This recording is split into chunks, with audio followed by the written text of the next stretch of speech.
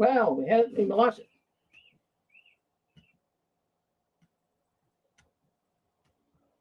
Well, hello everyone and welcome in. We'll let the sound clip go for tonight. But anyways, my name's Rick Farron, and I'm coming to you from the apostate capital of the world. And we're glad that you're joining us here tonight. Welcome all of those coming in on YouTube. Welcome those on the Six Screens video suite. Welcome those in our radio network and also on Facebook. So we're looking forward to a good program tonight. It's a beautiful night up here in New England, beautiful spring night, the tulips, the leaves, it's all coming out. And I hope that where you are, things are looking pretty good too. And hopefully you'll be able to enjoy a nice summer. We got some really good weather coming up.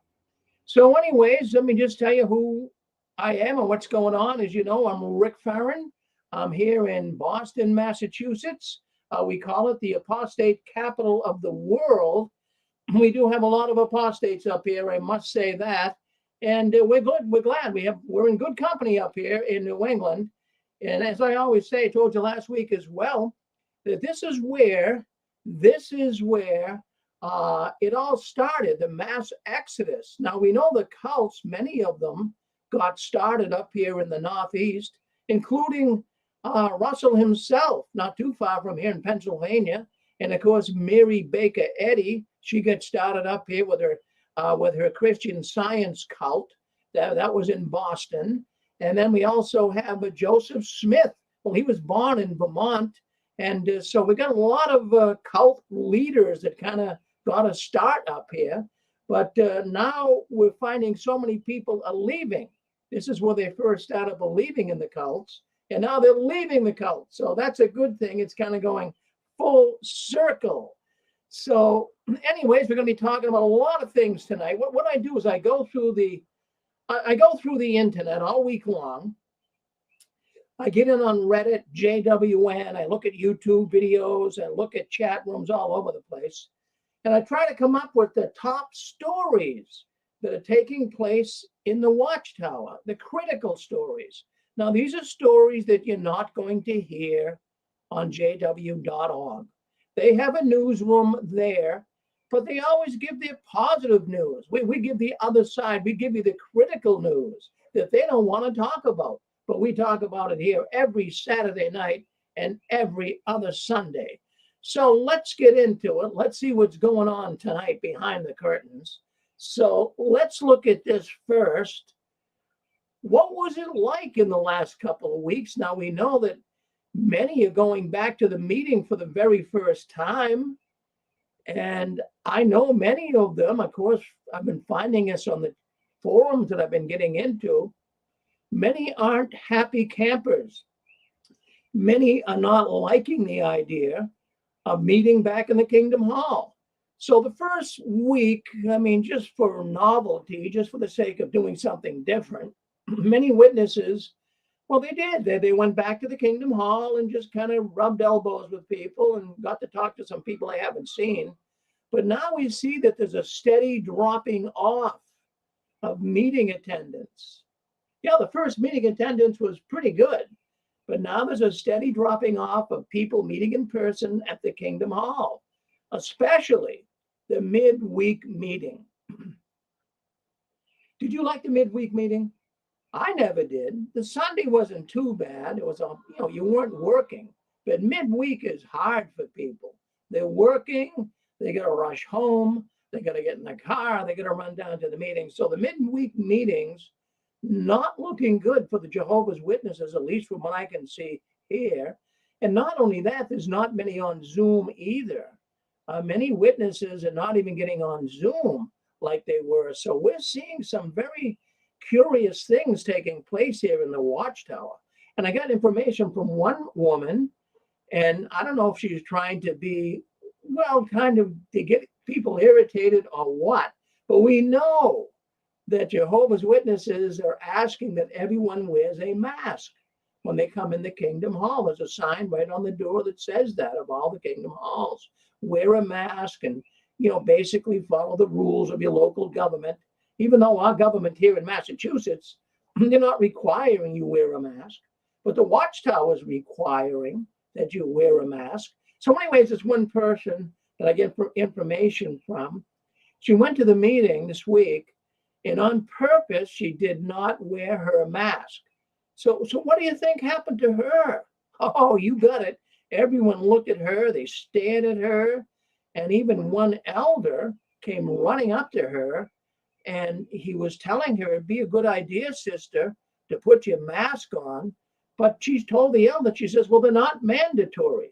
So, I mean, the elder can't make her wear the mask, but this is another controlling way the Watchtower is manipulating people. Put your mask on, put your mask on. But at the same time, and this is really weird, we showed governing body update last Saturday night, and it showed all the witnesses going back to the Kingdom Hall.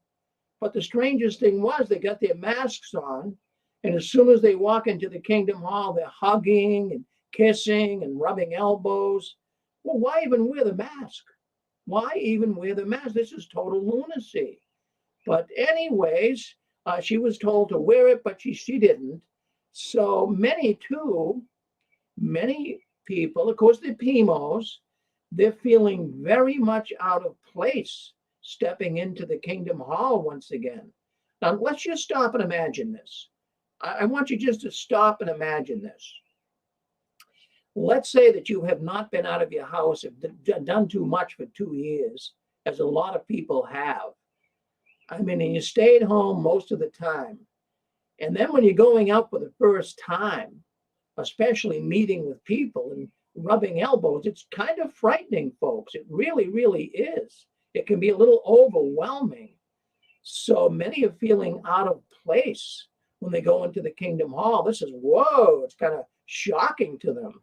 Now, PMOs, that would be the acronym for Jehovah's Witnesses. That would be for mentally in. Hold on one second. Do I have this right?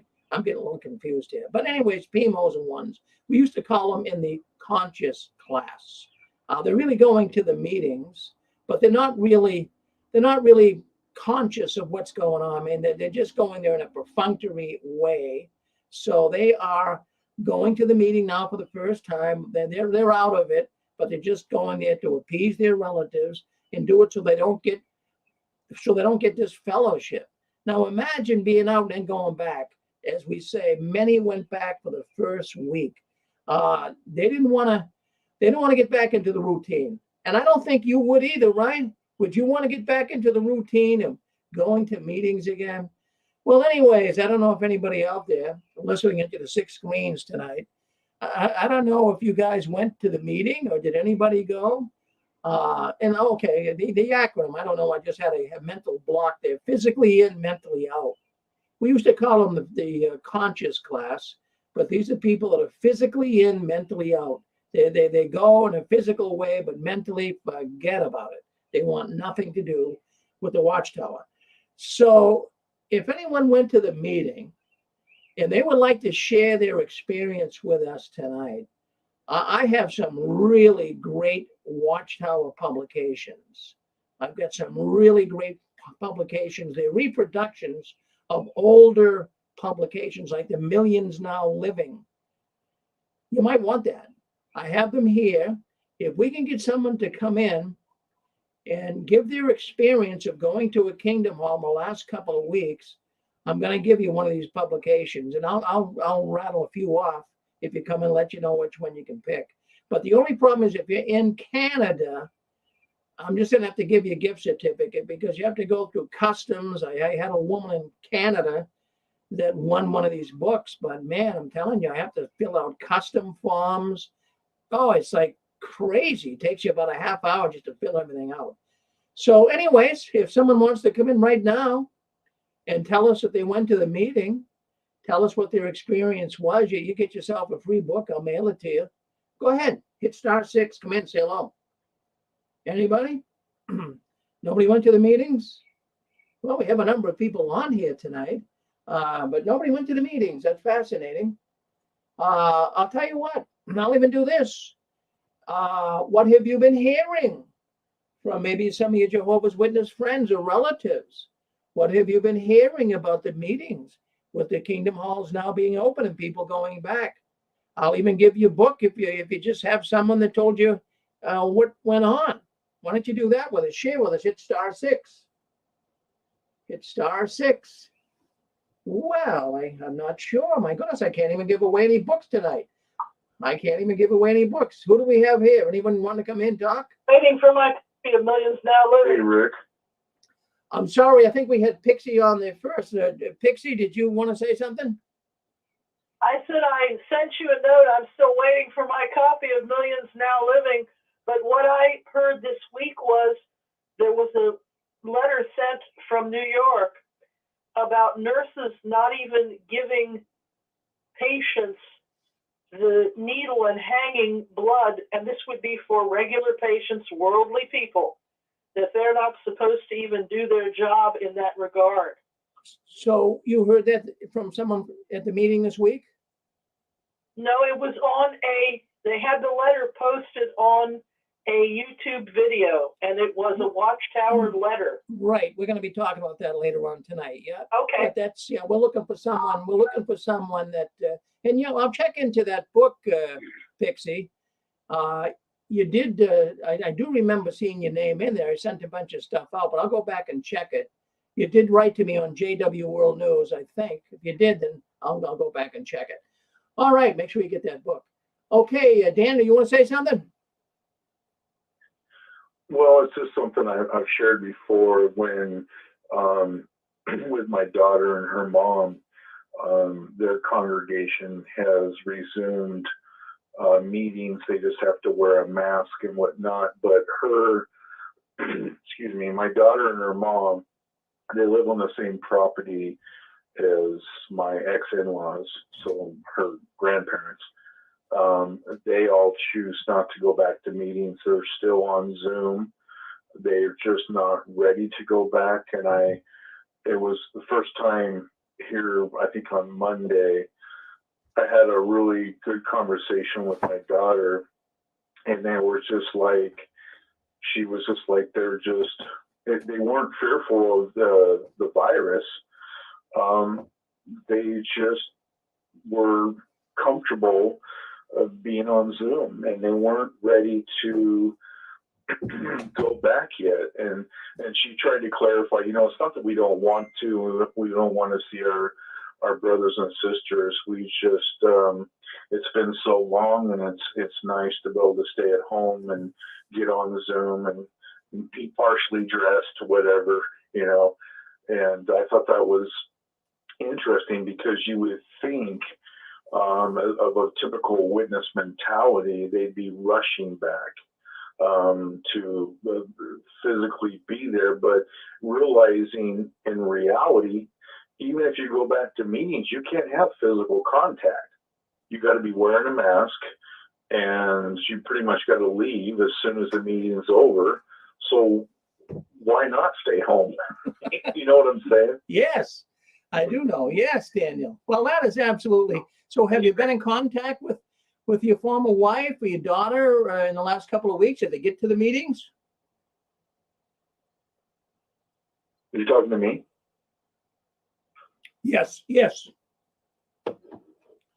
No, I just talked to her on Monday. Oh, you did? So she's the one that told you this then. I didn't get that part of it. I ran out to get a couple of books to show people. Yeah, I'm sorry. I didn't get that part of it. It's okay. Oh, okay, yeah. So you got you got a book? No, yeah.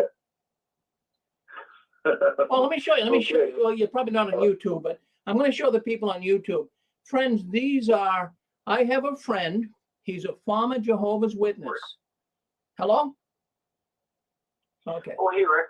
Yeah, hold on now, Braden. I'm just in the middle of something here. Hold on 1 second. Just wait till I'm finished. Okay. So anyways, I've got a book here. I got a number of books. I have a friend in Washington State that's a former Jehovah's Witness, and he's remaining anonymous. But he wants so many people. What he did, he took a lot of time doing this. He took older Watchtower publications, and they ran, their copyright ran out. So he republished them. They're beautiful. They're on Lulu, but I've got a bunch of them here. He wants me to give them away to people. So we have a lot. Wow. Yeah. So anyways, Daniel, I've got one here. I'm gonna send you one that I think you would like. Okay, there's about 15 different ones here, but I'm gonna send you one I think you'd like. Okay. Awesome. Thank you so much, Rick. I Yeah. appreciate So it. what you want to do is email me at JW World News and give me the address where I can send it. Okay. Okay. JW World News at, is that Gmail or gmail.com. World News at the JW World News at gmail.com. You got it. Cool, Yeah. thank you. Now this one particular book here that I'm showing, it's called The Way to Paradise. This is one of the most ridiculous books ever published by the Watchtower. This is talking all about it's like a family that lived through Armageddon, and now they're talking to each other in Paradise Earth. And some of the things they're saying are completely preposterous. But that's this book. But there's a number of them here, and we want to get these out to people. So Daniel, your book will be on the way. Give it about 2 or 3 weeks to get there. It's very slow, very slow. I'm sending stuff out, but it's taking so long for stuff to go where it's going. Thank you, Daniel. All right. Thank you. So there you have it. Yeah, the Kingdom Halls, they're back. People are wearing masks. As you know, we did the Memorial Night protest just going back a couple of weeks ago now.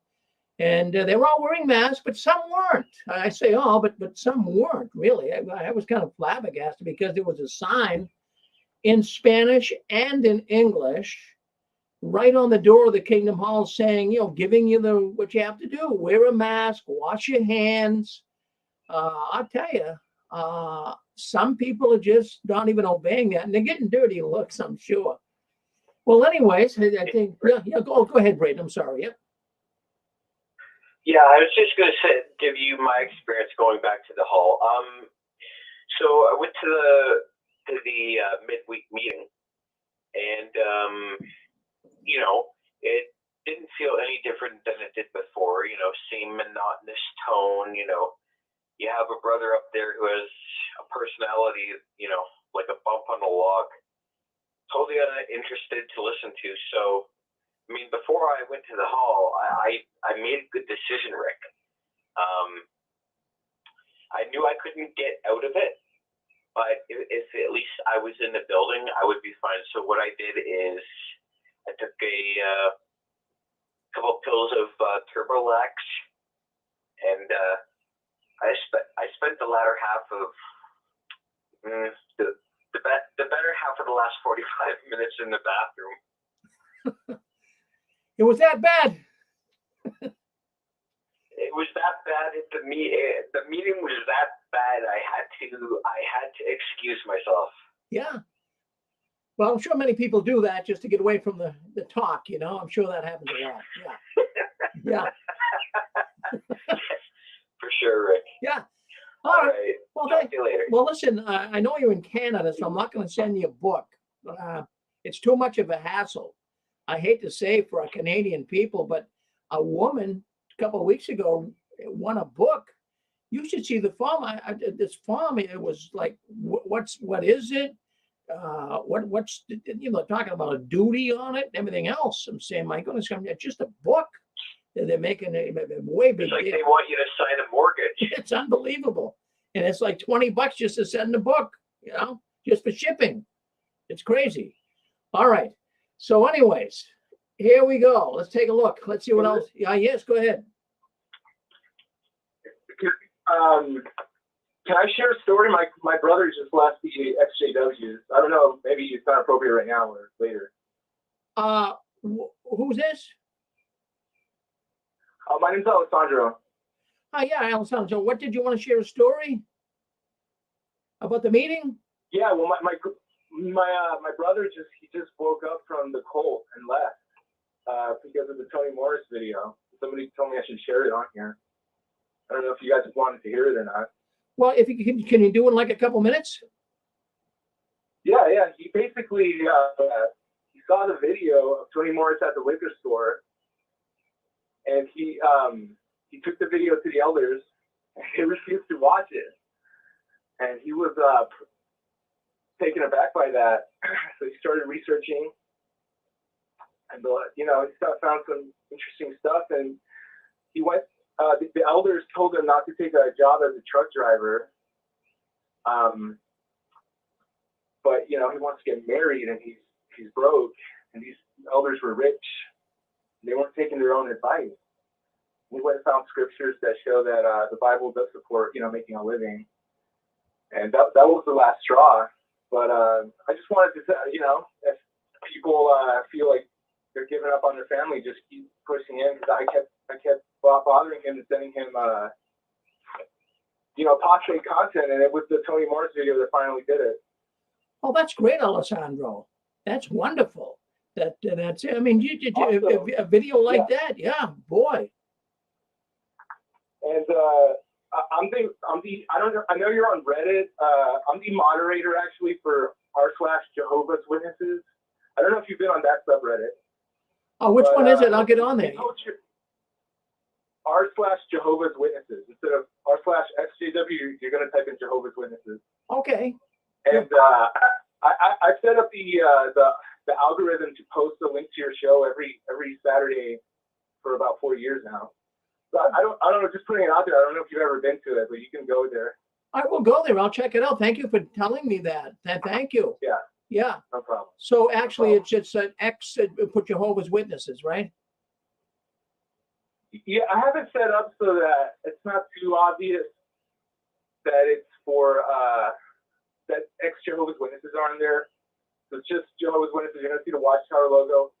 And there's a lot of JWs that go on there and they start talking with us apostates. And you know that video about what was it, Flame? It came out like 8 months ago about sneaky apostates. They're not advertising that you are now on an apostate website. You remember that talk? Right.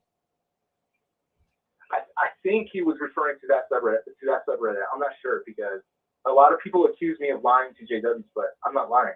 And I never said anything. This is for Jehovah's Witnesses, about Jehovah's Witnesses. Well, good for you. Good for you. I'm glad you're an activist, and I'm glad that you're a young guy. And gee, thank you for doing that on Reddit for me, because I got news for you.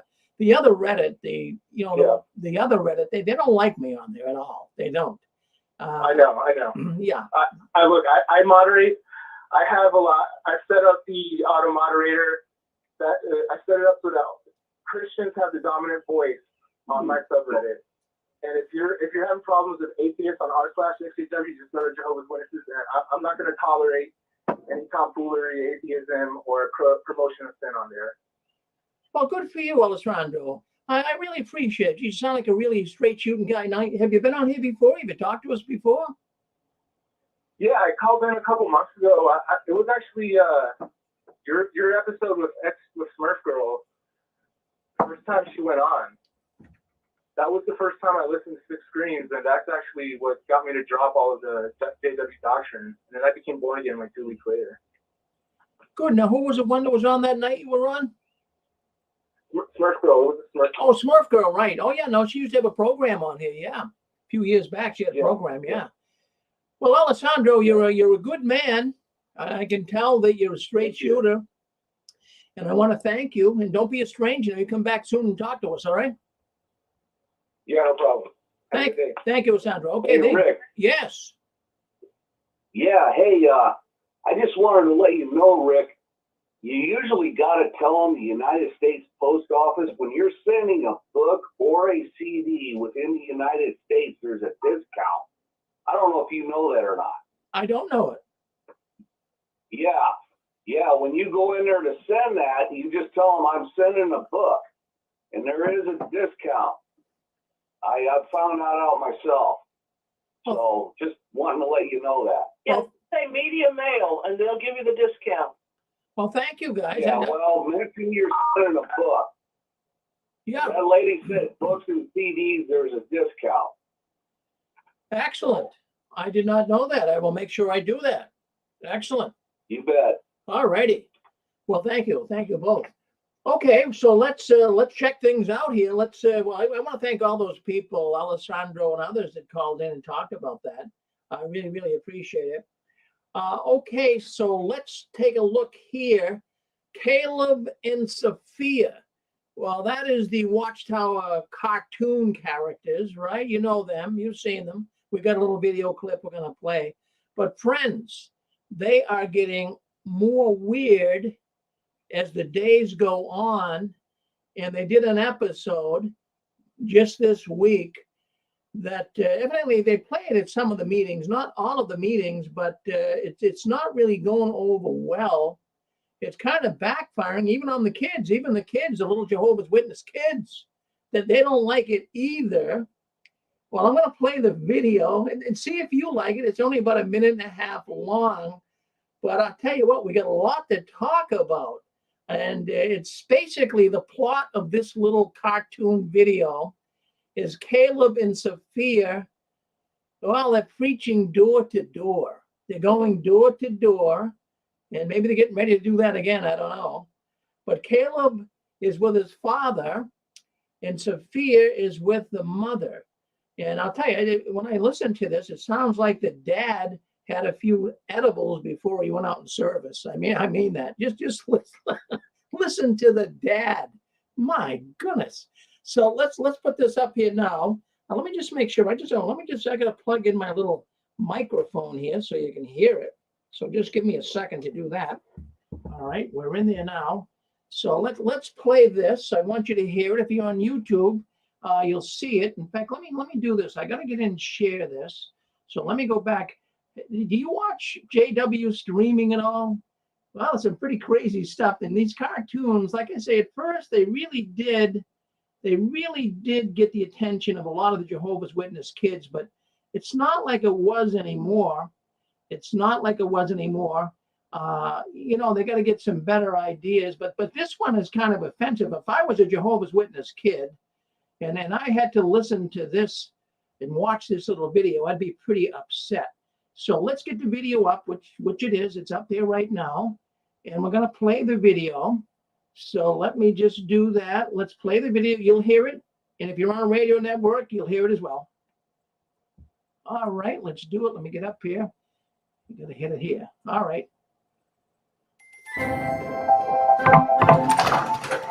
Hi, I'm Sophia. I have a great video about God's promise for the earth. Oh, sweetheart, thank you. I'm not interested. The householder slammed the Then door. you can read the Bible and watch videos. Really busy kid. Slam the door again.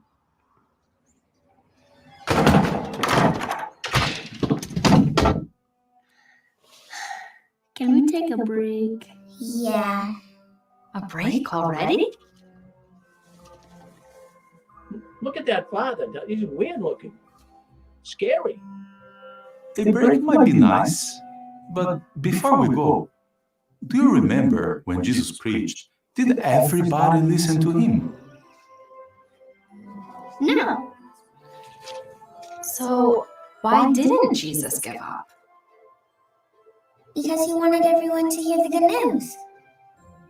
That's right. So, how about we each try another house?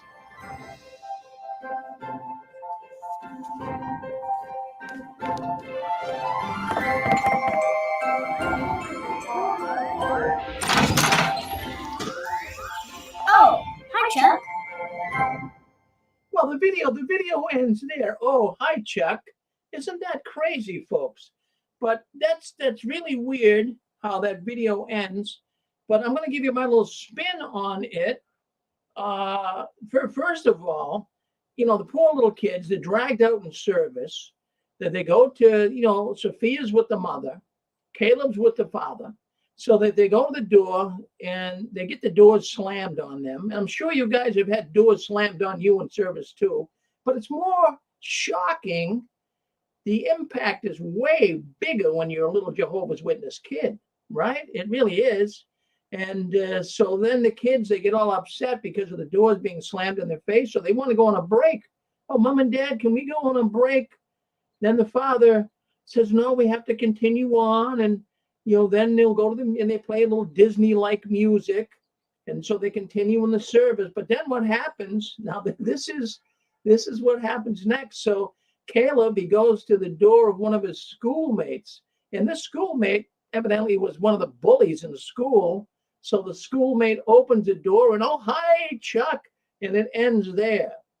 I don't know why they ended it there, but I have feelings on this. Maybe you guys have some feelings too. But that's every kid's nightmare. When you were a kid, let me stop sharing this. Well, when you were a kid in school, did you like calling on kids that you went to school with?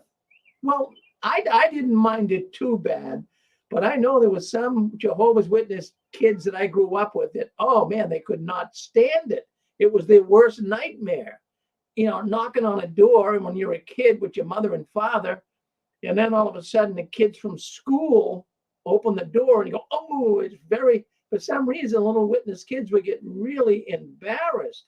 I mean, for a young Jehovah's Witness kid, many of them would react in utter horror, shame, humiliation.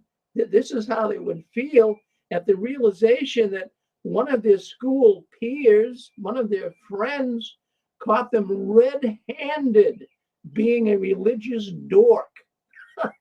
Well, that's what many witnesses felt. Maybe you felt that way when you were a little kid, going door to door, because you knew that come Monday morning, the entire school would be laughing behind your back. Well, they weren't, but that's what you would think, right?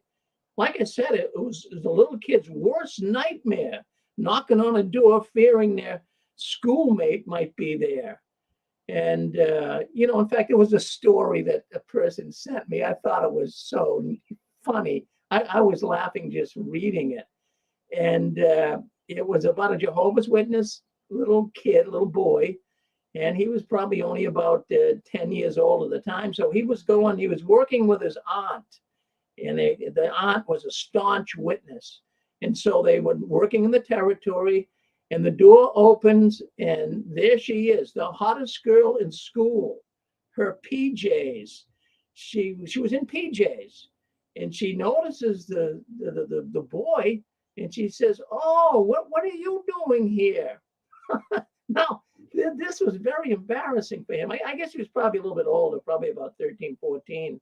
So then all of her friends came down too. They must have had a pajama party. So all the girls from school came down. They're all in their pajamas, and they're looking at the little Jehovah's Witness boy at the door. He was turning red.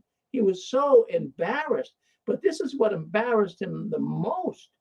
Then the aunt made a comment. "Oh, you go to school with these girls?"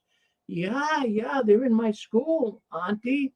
And then the aunt says, "Well, maybe what you can do," and she says it right in front of the girls, "well, maybe what you can do if you're in the same school, perhaps you could study together during breaks." Oh my goodness, that really, all the girls started laughing, and the little witness boy's face had turned red. And they took the magazines, though. That was good. But imagine what he's thinking come Monday morning, what's going to happen.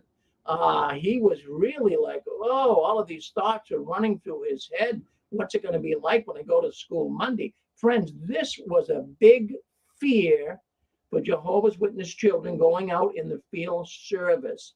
So, there was also a one time in a service meeting. I don't know if you remember it. Maybe they didn't do it in your hall.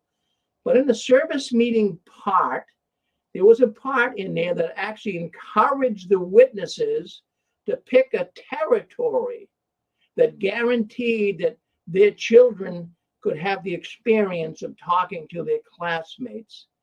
Wouldn't that terrify you? Mom, I don't want to witness to my classmates. Now, it sounds like, well, they're not faithful witnesses, but the Watchtower wanted them to get in the groove, but it's abuse. This amounts to child abuse. It's nothing more than abuse. These are the same type of people, these witness parents that force their kids, let's go out, let's hope we catch a little kid from your class. These are the same type of people who help children with their fear of drowning by throwing their kid in the deep side of the pool, and then they laugh at the child. That's abuse. This is the same thing. So, we'll bring you out, and, little Johnny, when you talk to your classmate, let's give him the truth. There's people to this day, Jehovah's Witness, grown adults that still have unresolved trauma because of this. Yeah, this is traumatizing. And maybe you experienced it as well. How about you? Did you, when you were a little kid, did you like calling on your classmates? Come on, talk to us. Hit star 6. Hey, Rick. Yes. Hey, Rick. Yeah. I had no problem going door to door as a kid. I was pretty fearless, but I did not want to call on my classmates. And that was one of my worst fears. Because number one, they made fun of you for not saluting the flag. And I went through most of school with the nickname of Commie because I didn't salute the flag. So I did not want to run into my classmates ever under any circumstance. And even if I placed literature at their home, I'd never come back to it again. It was, but I'm not going to say I was traumatized, but yeah, if you don't like it as a kid, it's just so embarrassing. It is. So embarrassing. Yeah. Who else we got? Did anybody as a kid like? This is Zachary. Yeah, Zachary. I think I have contributions. I'm not going to overplay the hand. I'm not going, this is abuse stuff. But I'm going to be honest. Okay, is that okay? Of course. I like being. Okay. I like you. You're always honest. You're always honest. This is one of the best subjects. One of the best subjects we never talked about or never thought a whole lot about. The horrors of going door to door and meeting a classmate. Now, I have there's my sister. I have siblings, who are older than me, and sometimes we were with my mother in field service. And my sister said one time that she met she was taking a door and she tried to place the magazines. This is back in those days before the magazine shot up to a quarter a piece, and they were a nickel a piece. And so the Watchtower and wait for 10 cents. And so my sister took a door where there was a classmate, and she said when they got to school, the classmate told everyone that she came to the door begging for a dime.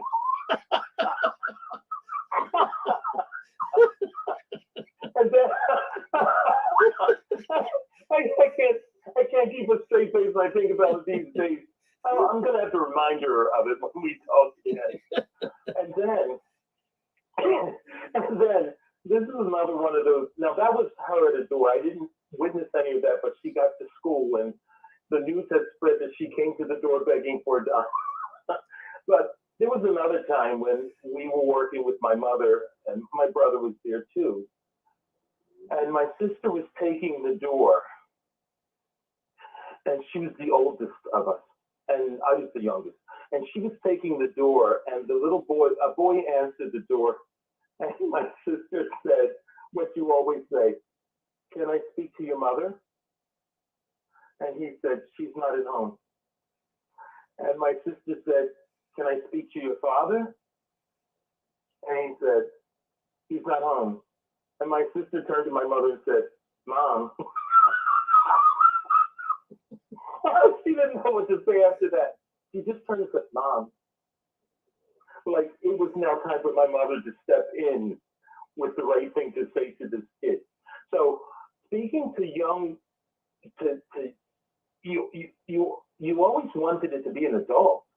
And the horror, the idea of running into a classmate, I'm so thankful that never happened to me.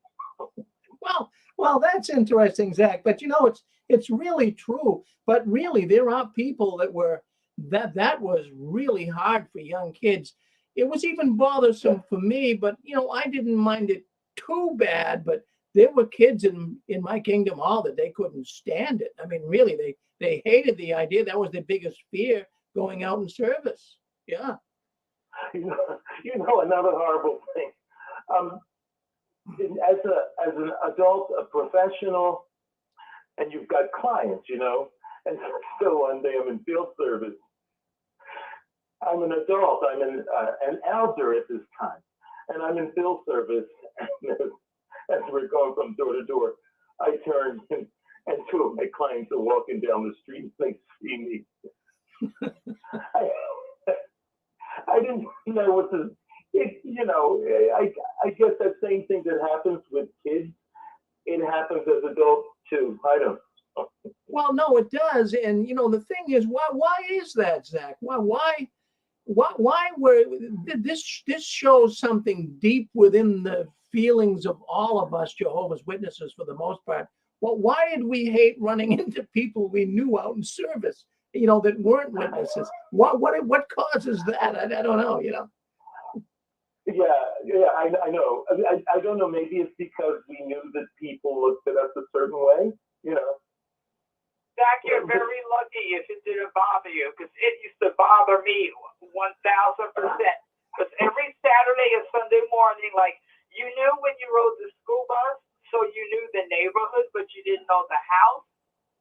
So every Saturday and Sunday when we had this certain territory, with my mother out in the service, I'm like, oh my God, this is where Mary lives. This is where Chris lives. We didn't know the house. We didn't know the house. We didn't know the exact house, but you knew the neighborhood.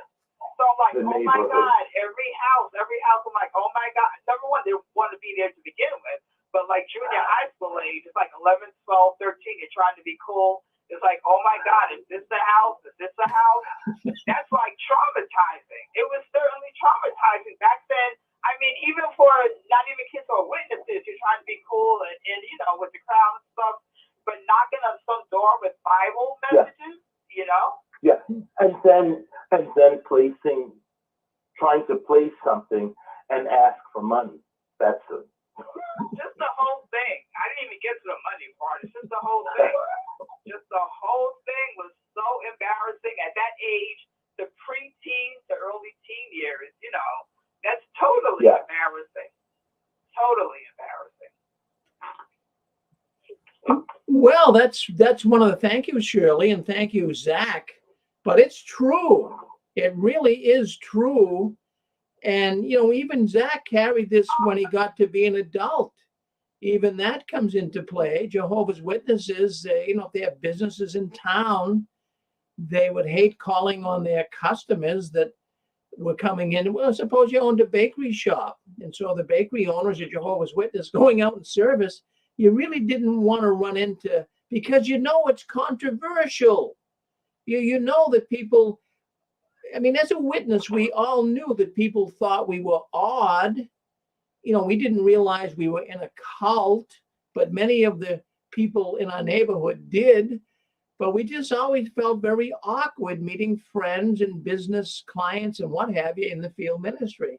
But what about you guys? Hey, Rick, yes. That was the most oddest of all, because it never bothered me. I enjoyed meeting them.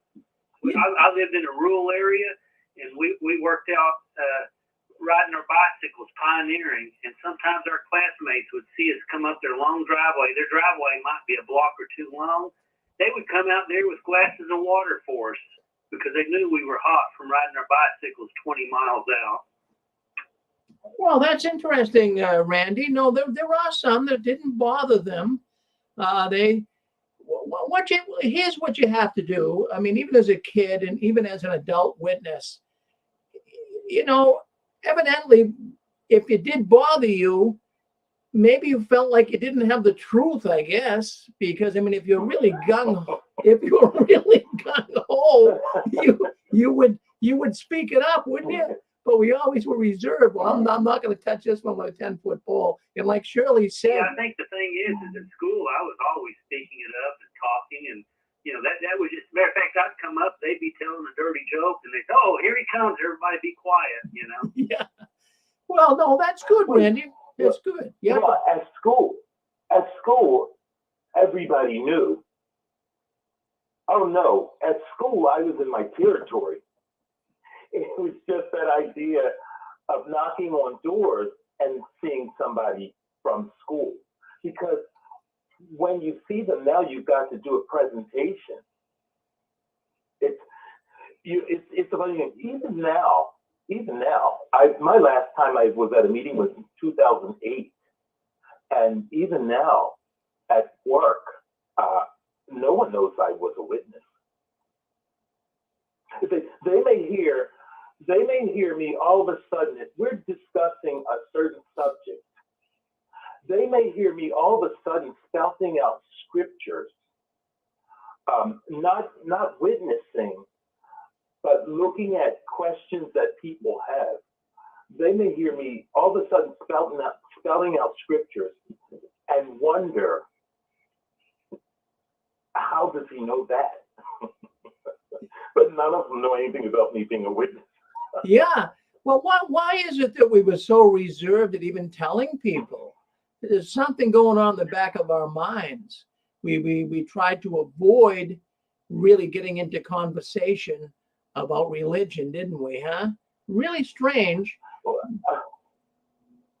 See, at work, as a witness, I would take, if necessary, I could take you toe to toe.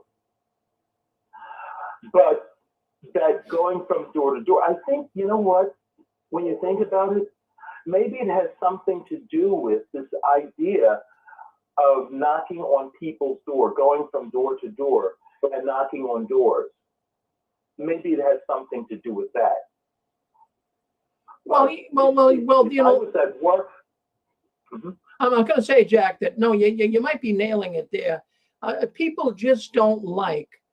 You know, I have a company. I mean, I had at one time 30 people working, and I had salespeople, and I had a bunch of witnesses working for me, and I would say, boy, he's a good-looking guy, a good-looking woman, and they could go out and sell signs and do pretty good at it. But the problem was, not everybody can do that. Not everybody can knock on a door and say hello to a stranger. It's very difficult to do that, Zach. Hey, Rick. No. Go ahead. Let Zach finish up, then we'll get back to, I think it's Daniel. Yep, go ahead. No, I was only going to say that the door-to-door was fine when you didn't know the person. It's when you knock on a door and you recognize. And going back to being in school, you knocked on a door and it was a classmate or someone you knew from school. That's when it was the most difficult time. Oh, yeah. Well, thank you, Zach. Thank you very much for chiming in. I think, was that Daniel on there with us? Go ahead, Daniel. No, this is Jeff. Oh, Jeff, yes. I talked to you about the books earlier. Yeah. Yeah. I was going to say, from my observation, when I went out in service and, I'd see these children being forced to do this and they didn't want to do it. They were embarrassed. It's too much to ask of a child to do that. It really is. It ain't fair to them. That's my put on it. So. Well, it's a form of abuse. It is. Absolutely is. You're forcing them to do something they shouldn't have to do. It's an adult thing to do, which I don't think is really a right thing to do, is go around pushing religion door to door, but it isn't for children to do, and they force them to do it. That's the problem I have with it. Well, when you're go ahead. I was going to say, when you're a little kid, say about 5, 6, 7. Oh, it's so. No, I mean you can't get enough of it. I used to love it when I was little like that. Oh, mommy, we're gonna go out in service. I'm looking. I used to love it. You walk around the neighborhood and you're talking to people. Sure. You don't have any fear. But as soon as you start getting into school and you start seeing all these other kids, all of a sudden something overcomes you. It's like, I don't want to touch this with a 10-foot pole. Something changes. Well, the last time I had witnesses come to my door, there was a grown man. I would imagine it was his daughter. She was about 15, and she just stood back, and you could tell she was as embarrassed as hell. And she just stood there, and she didn't say anything, And I started to question him about the 1914, that generation never pass away. I go, what happened with that? And I said, I used to study. I didn't tell him my extent of it, but he goes, well, some things have changed. And he decided he didn't want to talk to me anymore. So, but anyway, they force their children into that, and it's really unfair for them. So that's my take. Well, thank you, Jeff, for chiming in with us here and giving us your thoughts on it. Thank you very much. You bet. Yeah. So, anyone else want to talk about their? Yeah, go ahead. Yeah, just a quick thought. Prior to 1975, I believed that I was doing a life-saving work. After 1975, it became arduous because you're doing the same territory, and you reach somebody and they go, "Hey, you said Armageddon was going to come in 1975, and it didn't." So it made it awkward. I was very fortunate that my first son arrived in 77, so I had an excuse to stay home.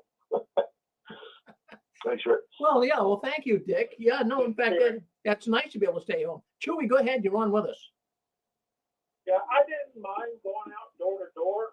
I mean, I got used to that real quick.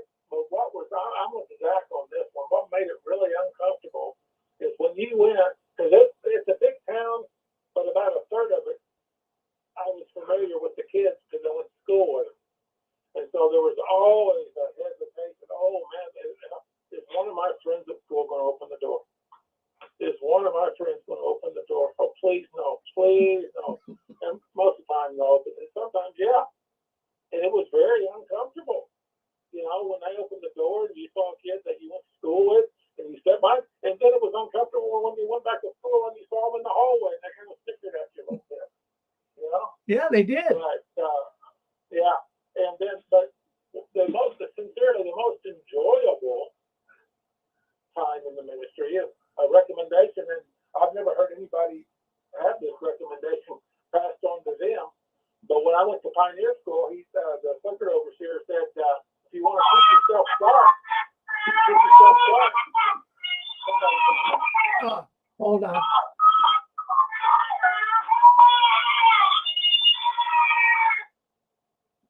Okay. And he said, if you want to keep yourself sharp, he said, just take your Bible out one day a week.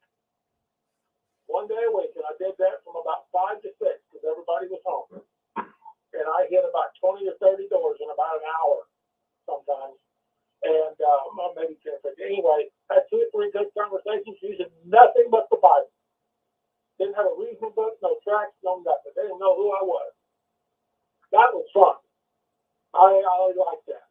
But anyway, it was uncomfortable when somebody opened the door that you knew them and you were 15 or 16 years old or 11 years old. That's all that. Oh yeah, no, it even bothered you. The older you got, the more it bothered you. You know, it really, really did. Well, thank you, Chewy, for sharing those thoughts with us.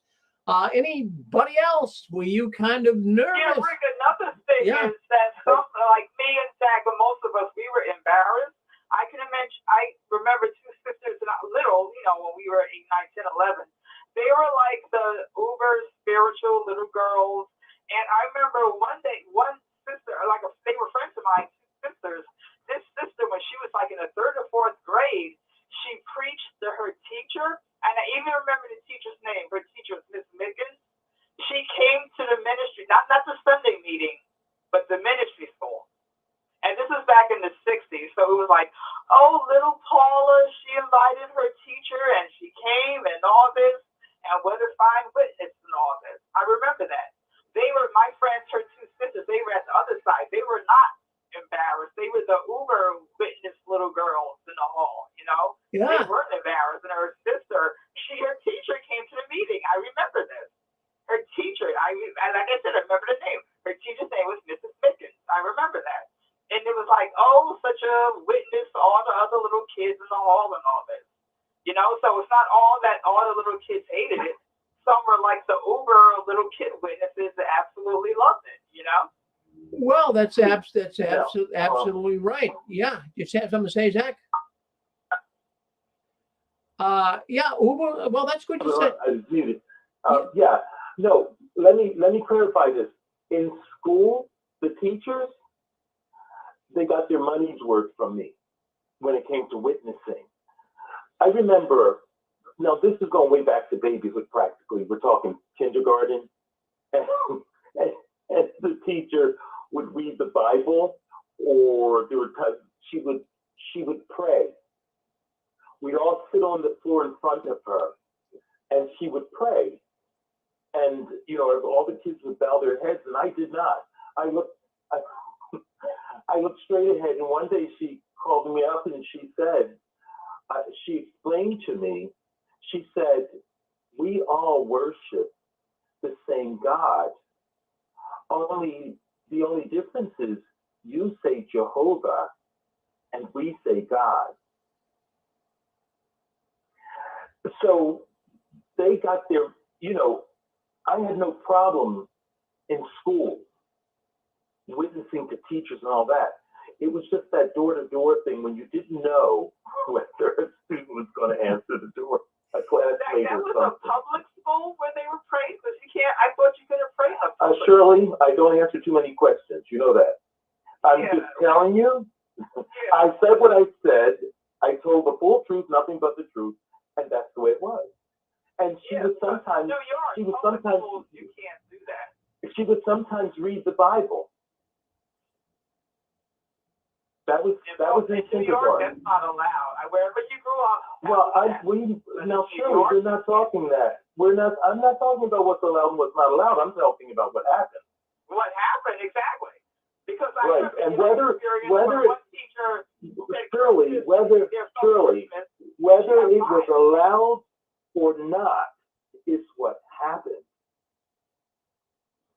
It happened, That's all. but like I said, in New York, teachers have been reprimanded and lost their jobs because of that. Well, I don't know if she got reprimanded. I don't know if she lost her job because I didn't report her.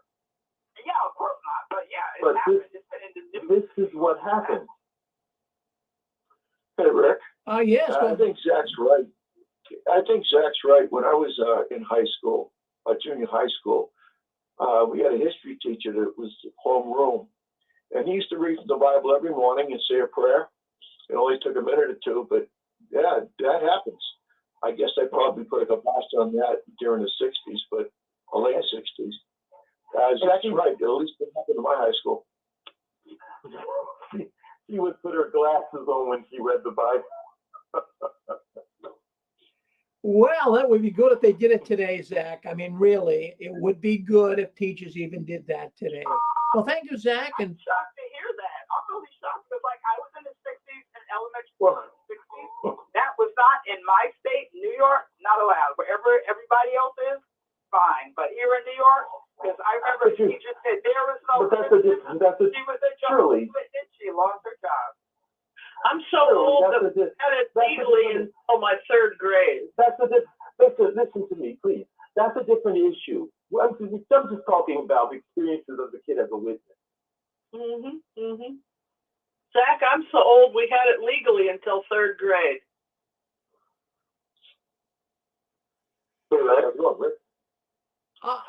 Dixie, were you a witness? Yeah, I was a witness, and we had Episcopal, this was in public school, but we had Episcopal assembly, and we had prayer until I was in third grade. It was legal until 1963. That's because I'm ancient. But I really love those Episcopal school assemblies, but it was public school. And when I see a British show, I'm like, that's exactly the kind of assembly we had in first grade. Did you say, how does the Episcopal school match in with the public? Well, it shouldn't have, but my town is only 2 miles across and goes back to 17 something. And so that's the way they'd always done it. And when I see Masterpiece Theater or some of these things where they're showing these schools, you know, I'm really loving it because I know the song and everything. Yeah.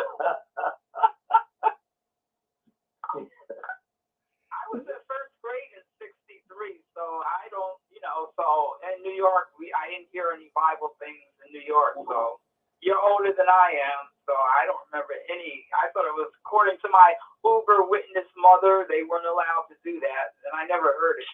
in my public school. That's all I can say. Well, I'm going to step in here, Rick Farron. In fact, 63, someone came on and mentioned 1963. They stopped that.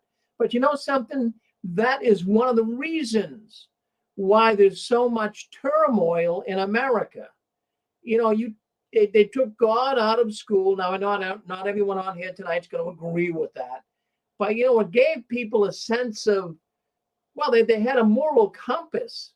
You know, little children growing up, they had a moral compass. There's no moral compass today. So that, you know, was a mistake in my mind, but I understand you have to separate church and state. I understand that. Hey, listen, we're going to have to move on. But if you go to that, Rick, if you're opening this up as a discussion, then you are, how would you feel if a teacher pulled out the Quran and started to read it in school? Well, you're right, because it can go in opposite directions, Zach. So I can understand it. I can understand why they had to kind of put somewhat of a kibosh on that, or at least close that idea down that you can read the Bible, because then you could have the Satanists start reading from their documents, you know? Yeah.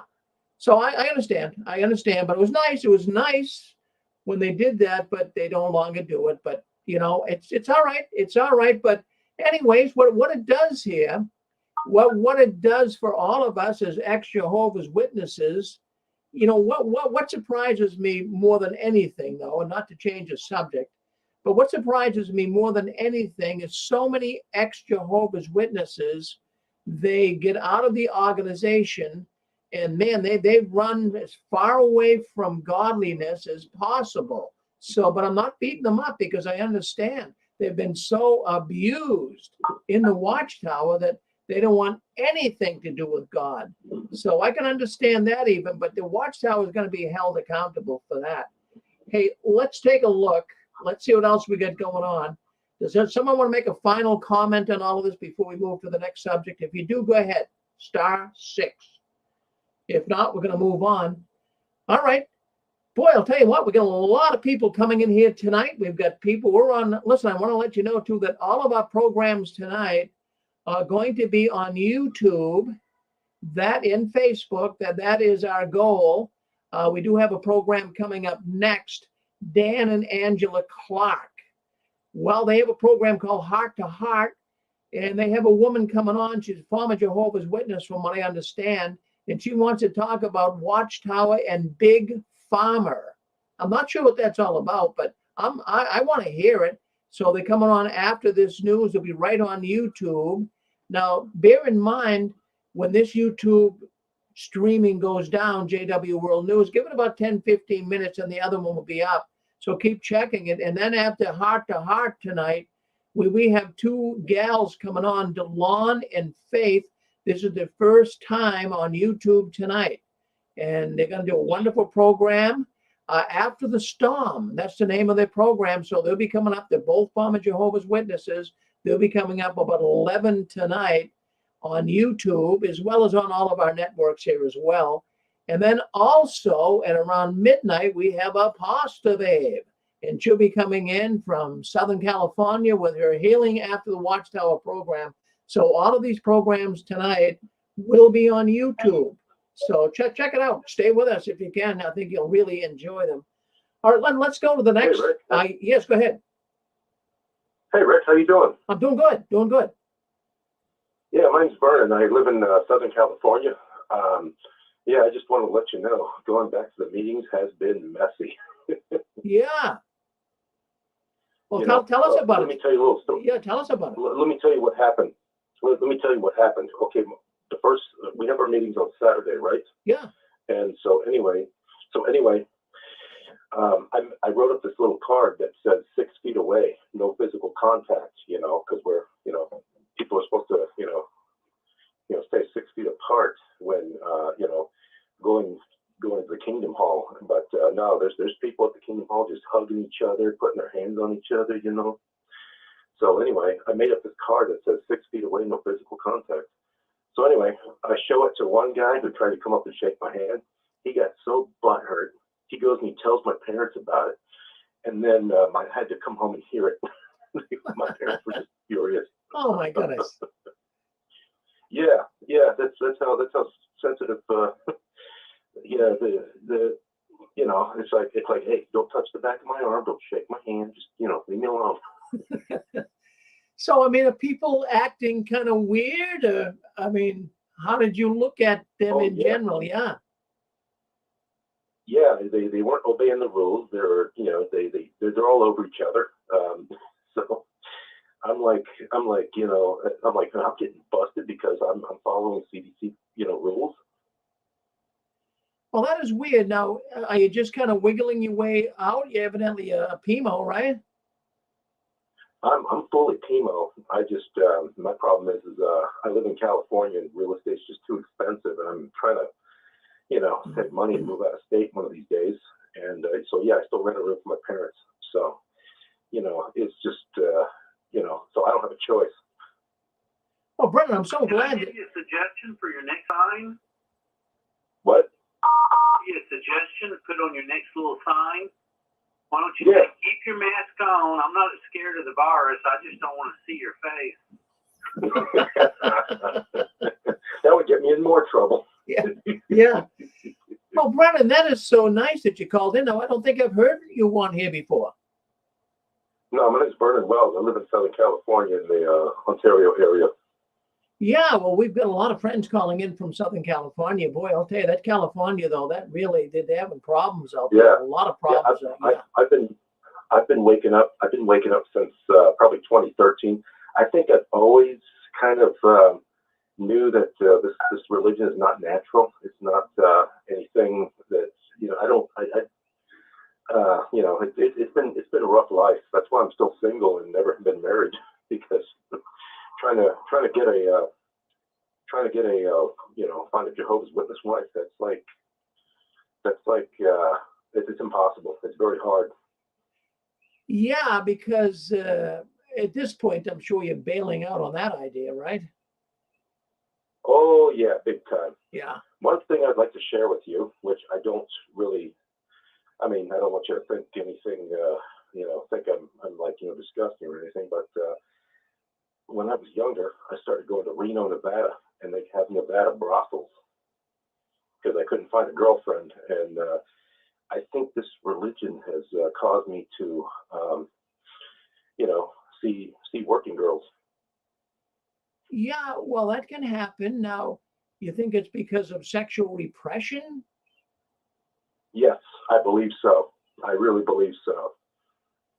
Because the elders in the congregation, when I was living in a different part of California, they said, well, you're not going to attract a single sister if you're not a ministerial servant. And so when I was young and in my early 20s, I didn't want to be a ministerial servant.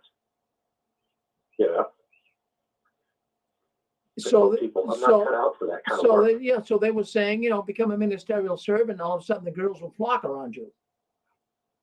That doesn't necessarily guarantee the girls are going to flock around you. That doesn't guarantee nothing. Yeah, I know a lot of ministerial servants. I know ministerial servants who have been single until their 50s, and most of them pass away in their 50s and 60s, because they've been single for too long. That's what I've seen going on. So there's a lot of ministerial servants that never could get married. Oh yeah.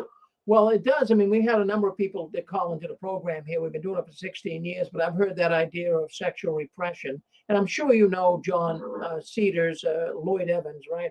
Yes. Oh, yeah. Yes. Absolutely. I've been enjoying his videos. Oh, yeah. He does a really good job. He's had his issues here in the last year or so.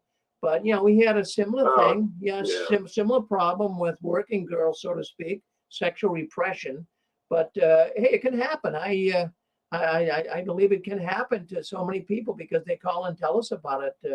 And so it's amazing. Yeah, it's just that I think the Watchtower and the Jehovah's Witness religion and the congregation drove me to go see prostitutes because they weren't lifting up a finger to have singles parties or encourage people to date.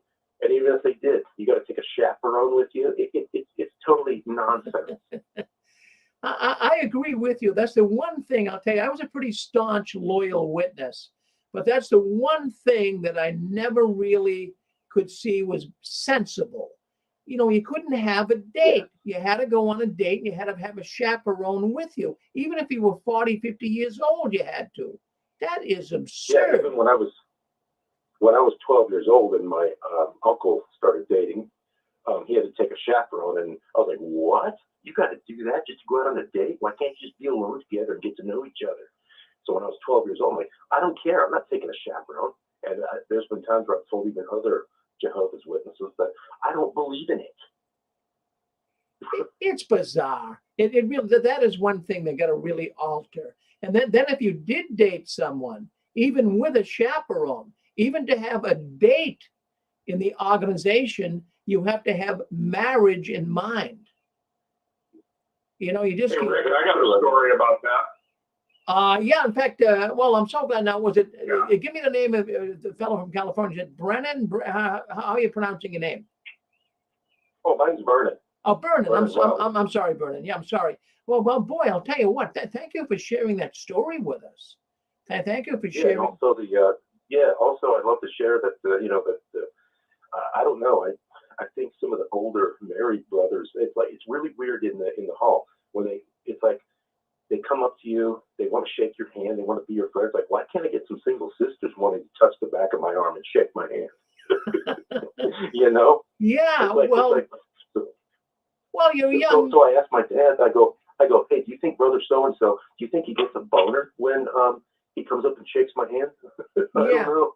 Well, the thing is, I mean, you're a young man, and it's kind of normal. It's just natural that you'd want to try to find a girlfriend. But I mean, how do you find a girlfriend in the Watchtower? It's very, very difficult. Well, thank you very much. It's difficult. Yeah. They don't even have extra pillows in bed now. Rick? Yes. What? Yeah, we got a few people talking here at once. Okay, well, hang in there with us, Vernon, and we're going to go to. All right. We got a couple other people coming on here right now. We had Randy. He said that. What was that, Randy? You said about pillows. I said, yeah, you think that's bad about chaperones? They don't even let you take extra pillows to bed. No, they don't. So there you go. Yes, go ahead. Yeah, Scott. Yes, Scott. My brother-in-law was in the hospital dying of cancer, okay? And he was 55 years old. And my sister is older than him. She was like 61 at the time. And his sister and husband, who were JWs, came down to be with my sister and visit her brother in the hospital. My sister went home, but her husband was at the house, and she said, "You can't go home to your house because you can't be alone with my husband in your house without a chaperone." And this is my sister, whose husband is dying in the hospital. My goodness. Can you believe that? My sister was absolutely flabbergasted. Oh, my goodness. That this woman would say that to her at this time. They're off the wall. They really are. Yeah, they're brainwashed. Big time. Yeah. All right, that's it. Well, Scott, that is absurd. That is absurd. But see, I don't know why the witnesses have this feeling, and they've always had it, that if a man and a woman are together, they're going to commit immorality. That's not the case. It really, really isn't. Just because a man and a woman are in the same car doesn't mean they're going to have sex. I mean, really, I don't know where the witnesses get this idea, but that's what they believe. A man and a woman cannot be together. It's just absolutely nuts. Hello. Yes, go ahead. You with us? Go Yes, ahead. go ahead. Yeah, go ahead. You with us? Yep. Yes, I'm in El Paso, Texas. Yes. Okay, El Paso, Texas, we have all these immigrants coming across. We don't know how's all these witnesses coming across the border. Okay, I was an elder for 30 years, all right? Yeah. And I was baptized in 1968 under the fear of Armageddon coming. And I was an elder for 3 years, and I was removed as an elder because I turned in 3 elders in our congregation that were associated with this fellowship members. My wife is a regular pioneer currently. I was one, but I was removed as an elder because of that. Because of what? Because I turned in 3 elders. Okay. Okay. I know. I got you. Okay. No. Okay. Just want to solidify that. I kind of, it was chopped off. But your wife, your wife is still your wife is still a pioneer. Yes, yes, she's still a regular Now, pioneer. how about you? Were a PIMO? But, Are you a PIMO or what? Yes, I am. I'm a PIMO. I'm physically in and mentally out because, I've served on several judicial committees that had to do with a lot of adultery going on with elders. And, I'm just glad I'm able to express myself because, we have the elders here in El Paso, Texas, committed adultery and still serving on the circuit level, on the district level, and they removed me because I turned them in. Because you That turned was, them in 4 for years ago. you turned them in for immorality, and they didn't want anybody to know about it, so they got rid of you. Yes, they removed me. Yes. So how do you feel about the Watchtower today? You don't think it's a pure religion, do you? I was no part of it anymore. I don't blame you. Because of what happened to me, I was baptized in '68 here in El Paso, and the more research I do, the more I find out that I don't know, I can't do this anymore. And how about your wife? Is she giving you trouble? No, she's not getting me in trouble. But she doesn't want to listen to anything that I have to say to her. She'd like block me off, but it's okay. I mean, that's fine. Well, you be nice. You be nice to your wife, and you can stay with her, and she can have a different belief system. But that's okay. Thanks, and that's good. You stay like that. Don't beat her up, okay? No, never. I'm retired. I retired from U.S. Customs and the Border Security, and I was service member all this time. But I kept my identity. I couldn't have said I kept it hush hush. Yeah. Well, no, but, it's what you have to do.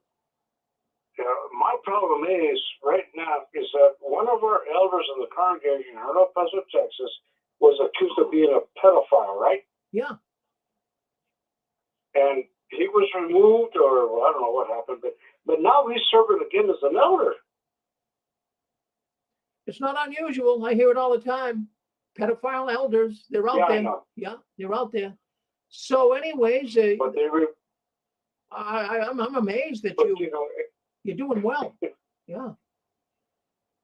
Well, I'm doing good. My wife and I are still doing good, but one of the elders in the congregation was accused maybe 30 years ago of pedophilia. And my biggest problem with this organization, they cover up for pedophiles. And both my son and the whole family, there's 15 of us, we do not agree with what they're doing. We do not agree. Well, good for you, brother. My goodness, I'm so proud of you. You can make a big difference. You're helping a lot of people here tonight by calling in and telling us. Really, I mean, my son has 2 daughters. He's recently he resigned as an elder, and so did my other one. They said they can't put up with this. And since I work for the U.S. government and was always under duress because of the organization, I shouldn't do this, I shouldn't do that. Well, what's it to you? And this pedophilia problem with me is I cannot handle it. I mean, I was in several judicial committees with adultery, pedophilia, and all that. As a matter of fact, here in El Paso, 6 months ago, an anointed brother, and I'm going to give you his name, Roger Milam, because I'm not ashamed. I could care less.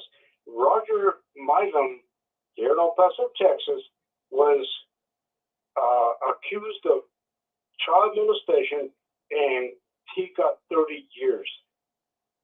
Good. He deserved it. He deserved it. Roger Milam.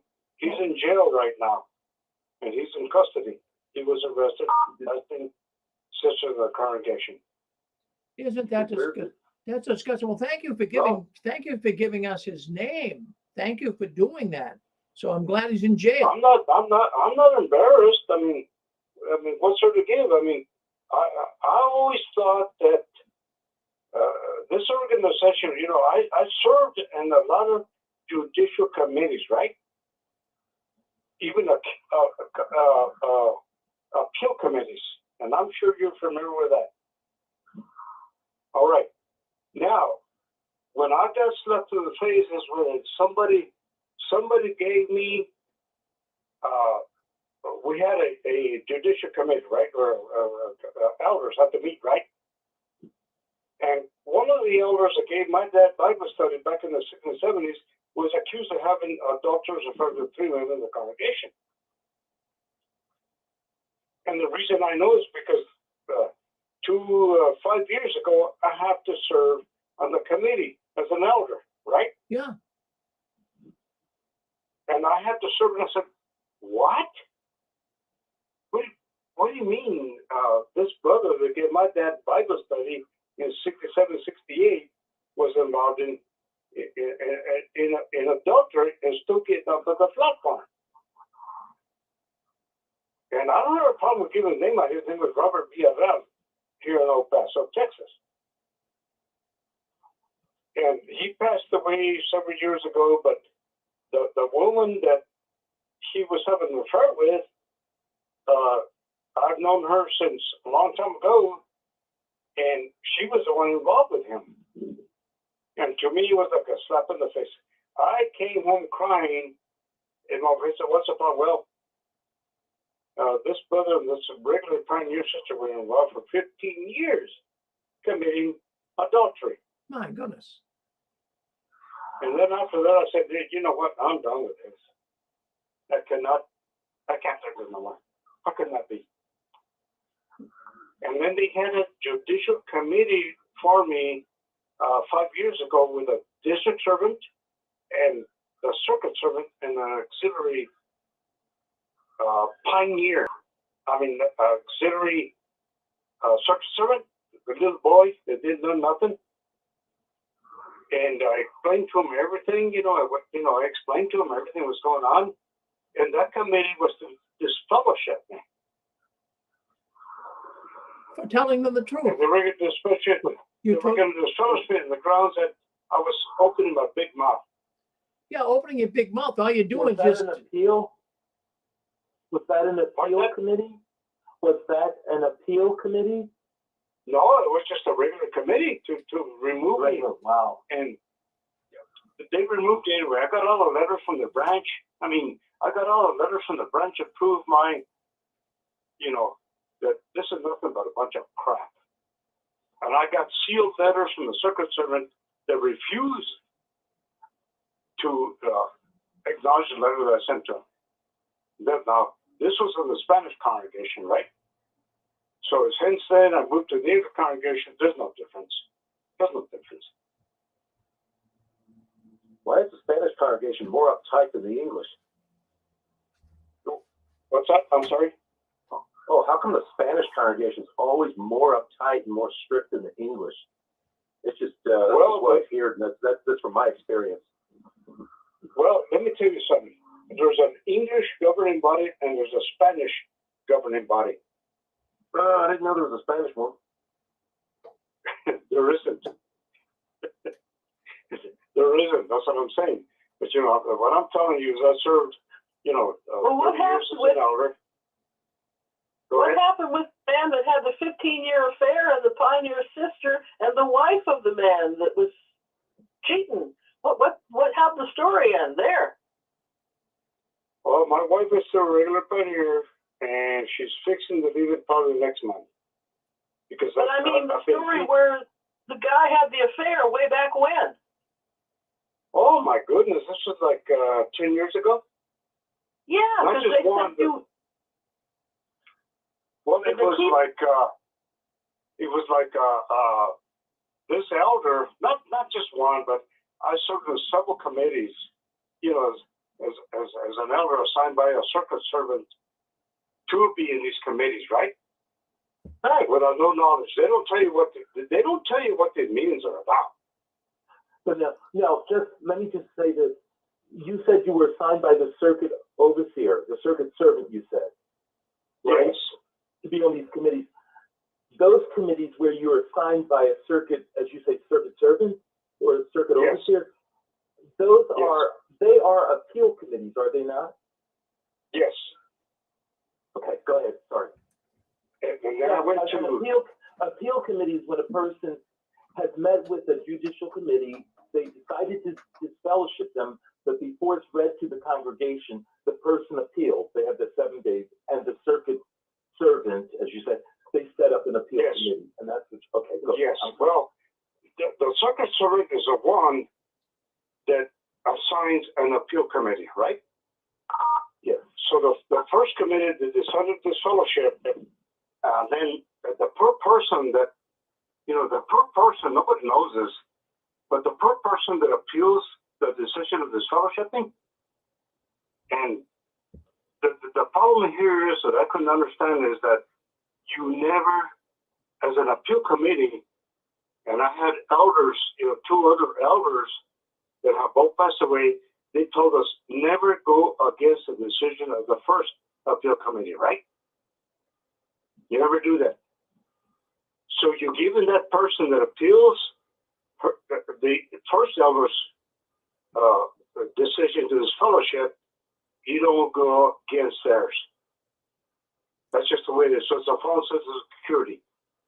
And when I saw that, when I heard that from the circuit servant and from the branch from Watchtower, they told us never go against the first decision of the elders.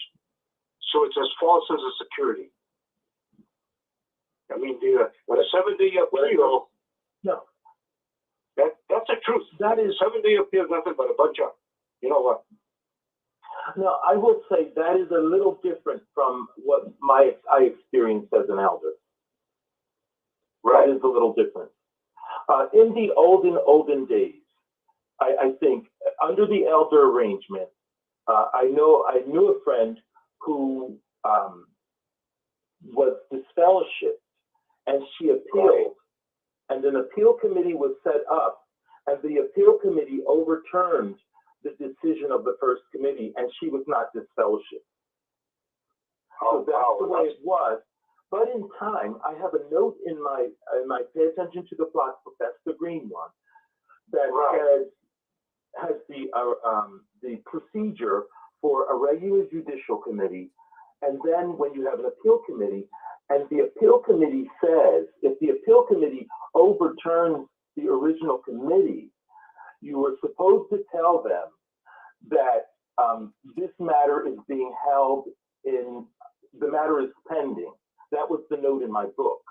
That came from a circuit overseer from his letters from the society when he met during his visit with the elders. Later on, the term was, we are holding this matter in abeyance. And then what happens is, if the appeal committee overturns, or you can tell they don't agree because they don't tell you you're going to be disfellowshipped. You can tell they don't agree. Then they will say, now we're holding this in abeyance. And what will happen is if they in time agree, there's one more step. And the step is that they don't like you to talk about is you write an appeal to the society, to the service department, and that appeal, you turn that over to the appeal committee, and it goes with them. And what will end up happening is when the circuit overseer comes around, then he'll start doing investigation and stuff. So that's circuit servants are not interested in investigating. They want the elders to do everything for them. And hey, I got a question for you guys. Go ahead. Have the elders ever gotten the crap beaten out of them by disfellowshipping the wrong person? Has there been any cases around? Yes. Yes. Because guess what? If I ever get pulled into a judicial committee over something stupid, and they want to disfellowship me for whatever reason, those elders are not going to leave the back room without getting a black eye, a bloody nose, a cracked rib. Get my point? I would. Yeah, that's what's going to happen.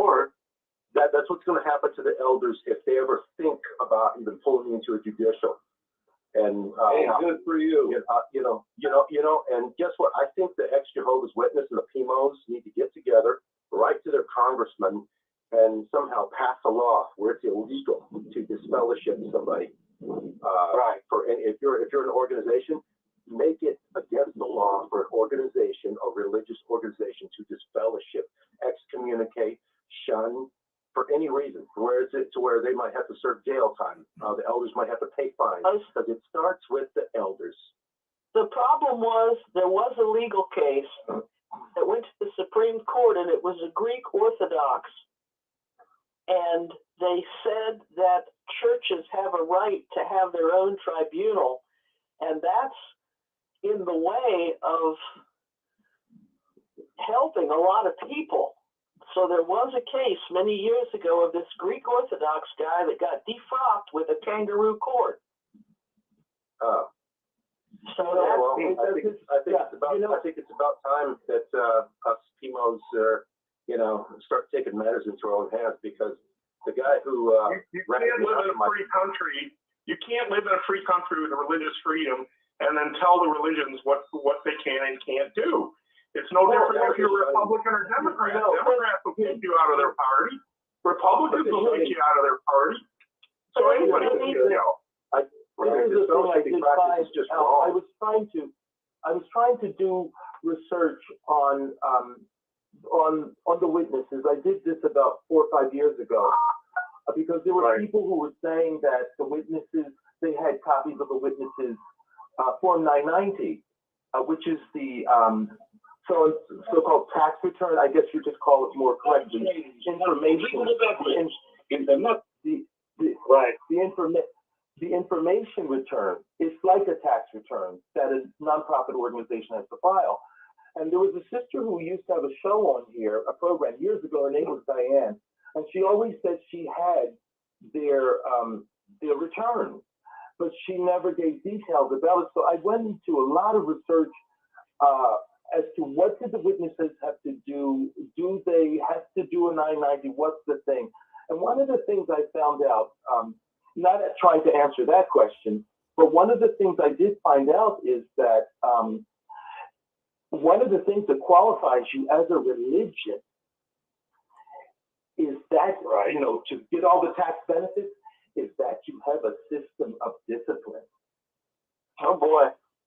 Yeah, I tried to mention it, but it's an unpopular thing to say, but that is one of the things. If you look at a list of things that that will get a group qualified as a religion, one of the things is they need to have a system of discipline. Is that under the 501c3 to get the 501c3 tax exemption? Anyway, I'm a people, and my wife just came out here and she wants to go inside. But I'll be glad to get back a hold of you guys. You have my number, and get a hold of me. But I was an elder for 30 years. I served on the regional committee. I went to 30 bills, 29 bills. Wow. And yeah. Sounds like don't from Four Corners, sir. Yeah, don't be a stranger now. I'm hearing it. I'm hearing your enunciation. It's a lovely tones that you have.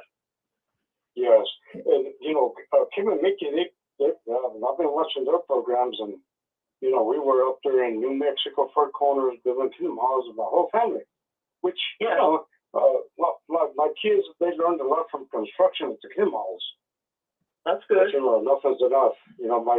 My son is a fire chief here. My daughter's a UMC graduate. She got her degree in nursing. Wonderful. And I got my degree in business. I'm not an idiot. Well, wonderful that your children have gotten their education. Well, we know that, brother. You're doing fine, brother. You go ahead. You go ahead, brother. You go in with your wife now. But what's your name, brother? Hector Santiago. I'm not bashful. Okay, Hector Santiago. Well, don't you be a stranger. Let me know. Don't you be a stranger. I got your number. Good. I'm here in El Paso, Texas. We're having this big immigrant situation here where people are coming over, and that big tornado up in Wichita, Kansas, that happened yesterday. Yeah. I haven't heard from my brother in 24 hours, so I don't know what happened. Well, let's hope he's all right. Oh boy, well. Okay. Come back any Saturday. He still serves as an elder, but he's not a PMO. He's hardcore. All right. Well, thank you for calling in, brother. Thank you very much for calling in, my brother Santiago. Thank you very much. Appreciate it. All right. Yes, well, sir, there's a sector Santiago, and I'm not bashful. Thank you, Hector. All right. Well, there you go. I mean, look at this. We got people calling in. They're not bashful. They are coming out of the woodwork like crazy. So many people are leaving the witness organization. We also had. They should be. Yeah. Well, they are. Well, thank you. Leave. Don't. You'll come back. Don't be a stranger. With all what I've seen in being an elder for 30 years, elders get up at the public and they're out to preaching the good news, and they're committing fornication. We had to disfellowship 5 of them because of the same thing. So, call me back whenever you want. Well, you call us. Yes, absolutely. Thank you. Well, there you have it. Hey, Rick. Yes. Hey, Rick. All right. Yeah. I'm here. Yeah. Oh, hey. Oh, yeah. Anyway, Rick, back when I was going to the Nevada brothels, the reason why I never got this fellowship was because I never opened up my trap, and I was like, something? What goes on in Vegas stays in Vegas, and that was the attitude. Isn't that the one that Mark Twain went to? Hold on, Pixie. Pixie.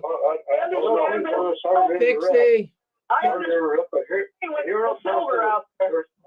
Pixie, you're hogging the show. Where Mark Twain went? No.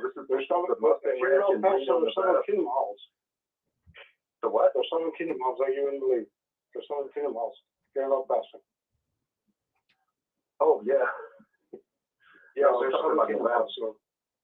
I'll talk to you guys later on, and I'll let you know. I'll let you know the new news on that. Well, call us next week. Don't be a stranger. Okay, well, Pixie, just slow down. Okay, Pixie, let me talk. Okay, it's my program. Okay, just let me talk. Okay, just kind of hold back problem. a little bit. We're here. Okay, thank you. All right, so we also have. Thank you. We also have the brother coming in from Southern California. Are you still with us? Yes, this is Vernon. Yeah. Vernon. Yeah. Well, that's good. So no, that's good. Well, what you think of that call? Oh no, I enjoyed his call. I'm just glad he woke up out of his cult, and it's just nice to know that this stuff really is happening, and how good at that Watchtower and your local Kingdom Hall, the elders cover it up. Yeah, they covered it up. It's unbelievable. Well, thank you too for coming in here tonight. So we had a number of new people coming in tonight. So you hang in here with us if you like. We got more things to discuss, but thank you very much for sharing your story. Hey, can I give you a call in a couple of weeks or so? I gotta get going. Yeah, go ahead. You go ahead and do your thing and call back in a couple of weeks, okay? Yeah, it was nice talking to you, Rick. Thank you. Thank you. Were you talking earlier about this idea? There was something about a man and a woman you were talking about. I missed the subject, and I thought I might have something to contribute. A man and a woman. Well, he was that fellow just calling in from Southern California, Brennan. He was talking about chaperones and how it is that when in your Watchtower, if you go on a date, you have to have a chaperone with you. That was and then he was sexually repressed, because of not being able to find a girl in the Kingdom Hall. So he started going to Las Vegas brothels. Does that kind of bring you up to speed, Zach? It might be a little different. I was thinking about this idea that they have strong circumstantial evidence where if a man stays overnight in a woman's house, then in the house of I think it was a confirmed prostitute or something like that, then that strong circumstantial evidence that fornication happens. But it does not sound like that was your discussion. No, it wasn't. So I'll save it for another time. Hey, Rick. Oh, yes, go ahead. Yeah, hey, this is Jeff. I just wanted to remind folks that you could put your former Kingdom Hall or Kingdom Halls into Google and go there and give a review on your former Kingdom Hall. And I put a doomsday cult beware on mine that I went to, and 2 other Kingdom Halls that I went to also. So I just want to remind listeners, Rick, to do this. You could be anonymous as far as I left my name. I don't care. And my face. I could care less. But I'm like you, Rick. But anybody that just doesn't want to do that, you can make it so that you could have a nickname or something and not leave your picture on there. But I encourage people to go there and give a review and tell them that this is a cult. They say 60% of people read reviews of businesses, religions, what have you. So that's my take on that and my point. So I hope people listen on this. So thanks. Well, no, Jeff, you're doing a good duty there. You're doing a very good duty, and we're all proud of you. And I know a lot of people have been getting in there and writing on Yelp and writing comments. So we're all working together, whether we're writing on Yelp or whether we're doing YouTube videos or Facebook groups or whatever we're doing. It's all working, Jeff. We are, look at tonight. We have all these new people coming in tonight, Jeff. They're leaving in droves. So this is really fascinating. I hope so. Yeah. I really hope so. Yeah. You could do this from your easy chair. You can do it from a bed, you know, with a smartphone or whatever, your computer. It did 5 minutes, you leave a review. And I just please encourage people to do this because it's so easy to do. And if you want to be anonymous about it, fine. But that says a lot when you go and you pull up the website of that Kingdom Hall and it says, this is a cult, beware.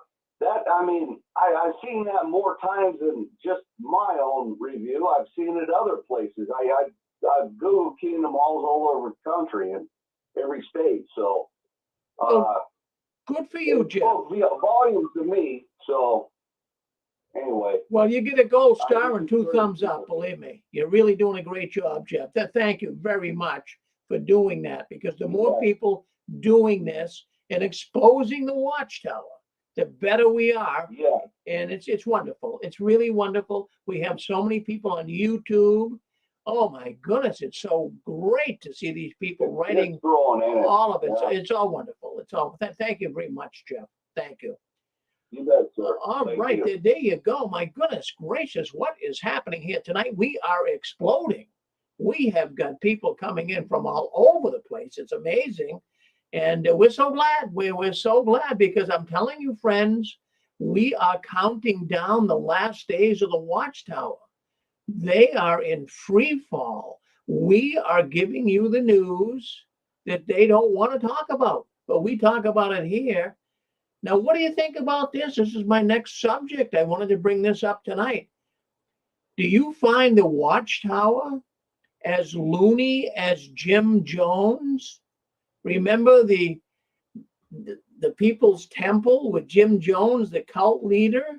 Do you remember him and what took place? My goodness gracious, that was just totally unbelievable what took place. In fact, it was back in November 18th of 1978.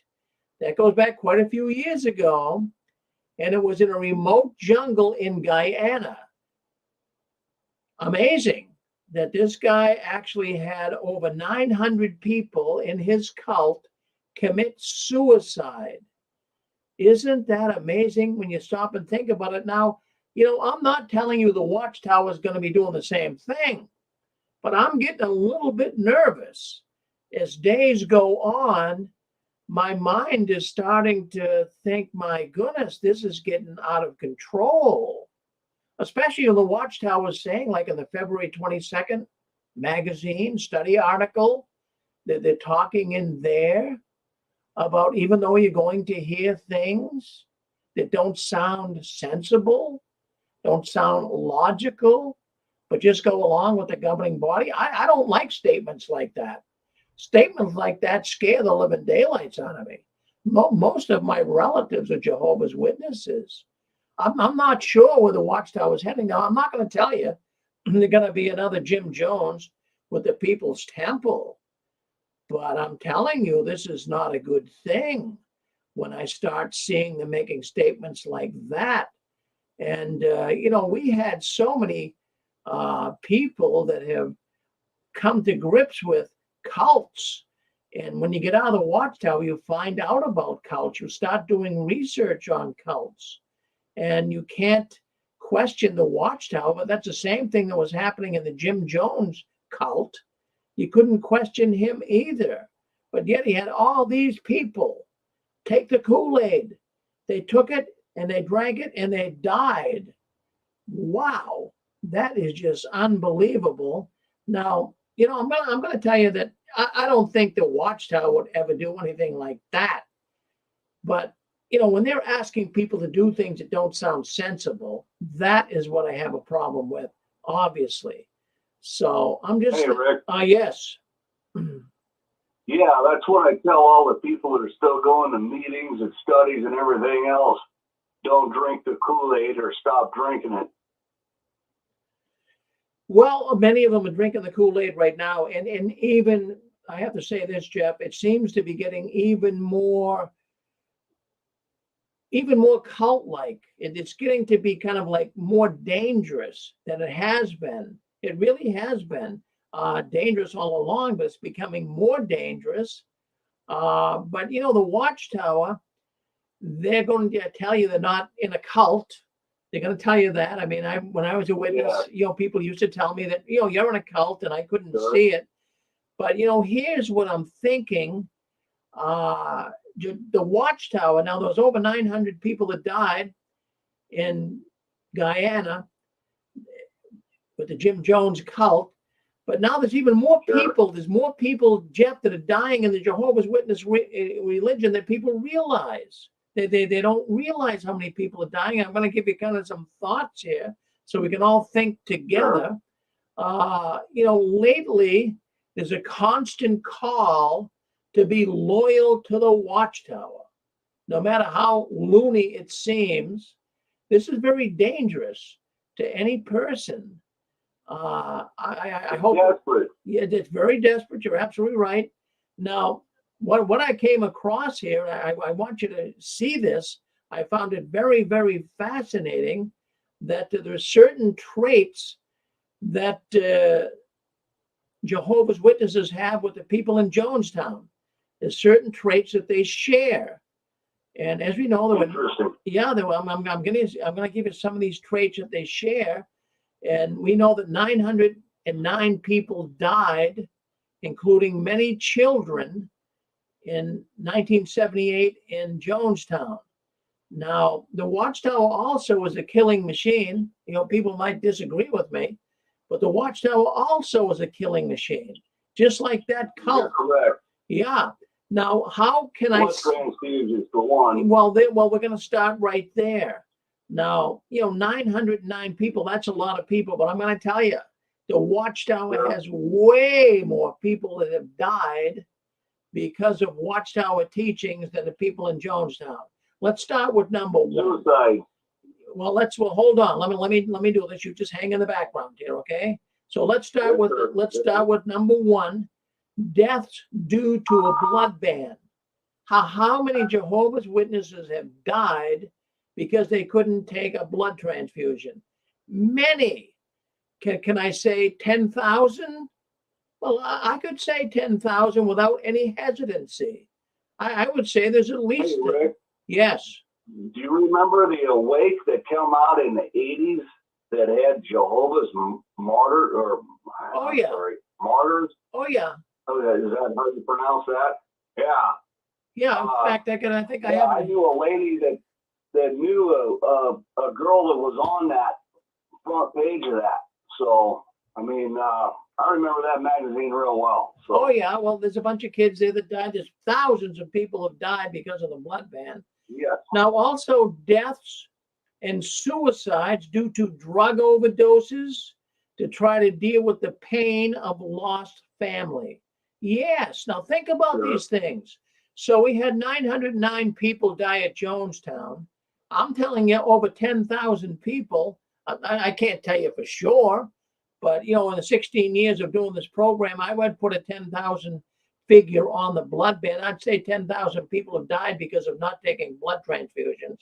Now, suicides, how can you? Whoa. Yeah, how can you possibly even put a number on the suicides? I have no idea how many people committed suicide because of losing their family.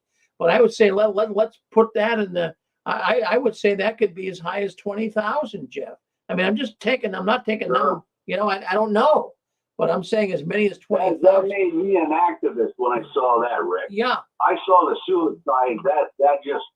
I knew how they felt with my own feelings of leaving the cult, and I saw that, and that was enough for me. I said, this is BS, and I'm going to do something. And I did some research, and a lot of research after that, and yeah, that was a wake up for me. Suicide. Well, yeah, but there's many more reasons too why Jehovah's Witnesses have died in this organization. So let's just talk about this. We never really talked about this much, but how about imprisonments due to loss of trust in authority figures? Satan runs the government. So there's many Jehovah's Witnesses who, because they, have lost all trust in the government, they became renegade and they got imprisoned. And of course, death through suicide, depression, death through alcoholism, death due to rejecting national allegiances as appropriately allowed in Christianity. In other words, they become they don't want anything to do with their country, and that can be bothersome too. And deaths due to transplant bans, and deaths due to suicides from the belief that when you die, your sins are forgiven. So a lot of witnesses, I'm gonna go on the record to tell you, there's many Jehovah's Witnesses that have died, committed suicide because they figured, well, we're gonna come back in the new system anyways. So, the Watchtower, could you say there is Looney as Jim Jones? Well, I'm gonna say that I believe they are. As a matter of fact, I'm trying to find something. Yeah, go ahead. They are in a more discreet way, Rick. I mean, they're a little smarter about it. Jim Jones was right out there. I mean, he didn't hesitate to say what he wanted to say at the very end. But the governing body, they try to just filter things out and just keep things rolling and keep people pulled in and pull people back in and keep people in. So that's how I see it. Well, that's what you're looking at, and it's true what they're doing. It's absolutely true what they're doing. Yeah, I did have something here I wanted to share with people. I'm just trying to find it. Say one thing real quick. Yes, go ahead, Anne-Marie. Yeah. I'm sorry for interrupting, but a lot of people might hear you saying they committed suicide because they believe that, basically it would be better. A lot of people don't understand why so many thousands of Jehovah's Witnesses, in their frustration and feeling that they're never going to be good enough to make it or to survive Armageddon, have not only killed themselves, but their entire families. And this is based on the Watchtower always drumming it into our heads, Romans 6:23, that the wages sin pays is death. And this is what makes them believe, well, if my debts are paid, my sin debt is paid by my death, then I could be resurrected, because we were always told all kinds of people are going to be resurrected, but the ones who are struggling to be faithful, they're always told at any moment, any little slip up, you could lose out on everlasting life. It's always the bad guy who's dead who has every chance, and the one who's struggling has almost no chance. Thank you, Rick. Well, thank you, Anne-Marie. What I wanted to do is I wanted to read how much the People's Temple, the Jones cult, Jim Jones cult, how much they're in sync with Watchtower thinking. Now, I did come across a person that was a survivor of the People's Temple. And I want to read you what he wrote. And boy, it sounds just like a Jehovah's Witness. So let me read you this, and you tell me what you think. Now, this is a survivor of the Jim Jones cult, And he's reading here, when your own thoughts are forbidden, when your questions are not allowed and our doubts are punished, when contacts with friendship outside the organization are censored, we are being abused, for the ends never justify the means. This is a person that was in the cult that survived. He did not take the suicide Kool-Aid, so to speak. So he's writing this, and then he says, when our hearts ache, knowing we have made friendships and secret attachments that will be forever forbidden if we leave, we are in danger. When we consider staying in a group because we cannot bear the loss, disappointment, and sorrow, our leaving will cause ourselves and those who we have come to love, we are in a cult. If there is a lesson to be learned, it is that an ideal can never be brought about by fear, abuse, and threat of retribution. When family and friends are used as a weapon in order to force us to stay in an organization, something has gone terribly wrong. So I think you can connect there. That sounds just like a witness, right? They disconnect our family, all of our friends. It's terrible what they do. And that's the same thing they did in the Jim Jones cult. Who would like to comment on that? Yes, go ahead. Yeah, I'd like to comment on it, Rick. Yes. These guys have turned into religious supremacists. And I'm not going to water that down.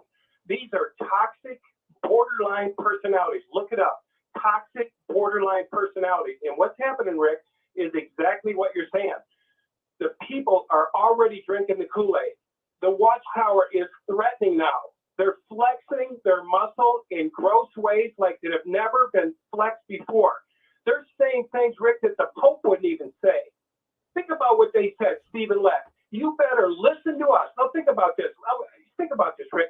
Take away their damn camouflage. Take off their camouflage. And what I mean by that is take off Jehovah says. Just get that out of there.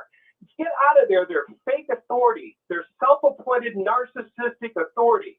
Take away that. Pull that out of there, that Jehovah didn't appoint them. And you'll have very sick men underneath this camouflage of Jehovah says, the Jehovah, Jesus appointed us over all his belongings. Take away that, and you got nutcases. You got borderlines. You got people that want to punish. Just think of what Stephen Lett said. You better listen to us. Think about this. Would the Pope say this? Imagine the Pope coming on TV and saying, you better listen to us because like your life depends on it, because it does. Rick, this is moving into toxicity and gross abuse of authority like we've never seen before. It's disgusting to watch. It's like the authorities need to get involved at this point. And I can't water it down. Look up religious supremacists. It's the same thing. We're the superior race. We're the ones who have all your answers. Jehovah appointed these 8 men. Over the world. They're saying, Rick, think about this. They're saying everyone out there is dead. Think about Toni Morris. Won't you be glad when they're dead? Rick, that is a toxic borderline personality. And what a toxic borderline personality is, if you look up the book, it's a handbook that therapists have. It's a handbook. And they said, hey, because I had a girlfriend who was a toxic borderline personality. And they said, Dan, they love unconditionally. Everything's conditional. And they don't know how to love, and they don't know how to give love. And unless you obey them explicitly, they throw you away, they bastardize you, they cut off your friends. Man, when I started reading this, I thought, oh my God, when you leave, they destroy you, they cut off your family, they bastardize your name every way they can, they call you an apostate, they say you've returned to the mire as a pig. Man, Rick, but now what I'm seeing happen, when I see Stephen Lett, you better listen to me like your life depends on it. When you see, Toni Morris, and what he said to everybody, won't you be glad when they're dead? And he gets a standing ovation. Hey, Dan. Yeah, go ahead. Hey, Dan, remember when Tony Morris blew out that match? He says they're gone. Look at that video for anybody that's listening. Yeah. If That's that what I want ain't to say. hate, what is it? It's hate. And what happens is borderlines hate. If you don't live the life they deem for you, like it's almost like you're a projection of what they want you to be. And in this case, I'm sorry, but they're slave owners. Hey, these guys are slave owners. They don't let people participate at the memorial. I mean, they pass this thing by, and when you're just fellowship, they announce your name in front of the whole congregation to shame you, man. I mean, and some of these kingdom halls have glass rooms at the end of the kingdom hall that the disfellowship people have to sit in. I didn't see it at mine, but I've seen it at others, and I've been told about it. That is just disgusting. I mean, that is sick. And this religion needs to go, folks. It really. Well, here's the thing. It is a nasty cult. Here's the thing too. They don't want the members to grow up. They're like a big sucking cow. They want people to feed off them. And I used to say, what's with these guys? Why don't they want the people to grow up? Why don't they take them off the tip? Why don't they get them, why don't they let them loose? But they got to tell them how to eat, how to think, how to sing, how to sex, how to bed, how to, everything. And I thought, why? But then when I read about this, narcissistic, borderline personalities, people, listen, we are in trouble. We are in trouble. You're absolutely right, Dan. They're in trouble. Gold there, man. It's getting worse. That's all I want to say, guys. It's getting worse. Narcissists get worse. Men advance from bad to worse, the Bible says. Bad men that won't course correct, men that can't look at themselves, men that want this kind of control. They're dangerous. They're dangerous, and it's hard to watch. I'm sorry, I'm a passionate guy, but it's hard for me to watch my own family still in there. Go ahead. You're correct. People need to do their research. Everybody, listen to this. Do your research on this religion. Don't take it from anybody on here. Do your hardcore research. Just Google the hell out of everything, or Bing it. I don't care what search engine you use. Use one of them. All right. But anyway. Okay, we get more on. No want to talk here, Jeff. So go ahead. We've got more people want to speak up. Go ahead. You're on with us. I believe it's Constance.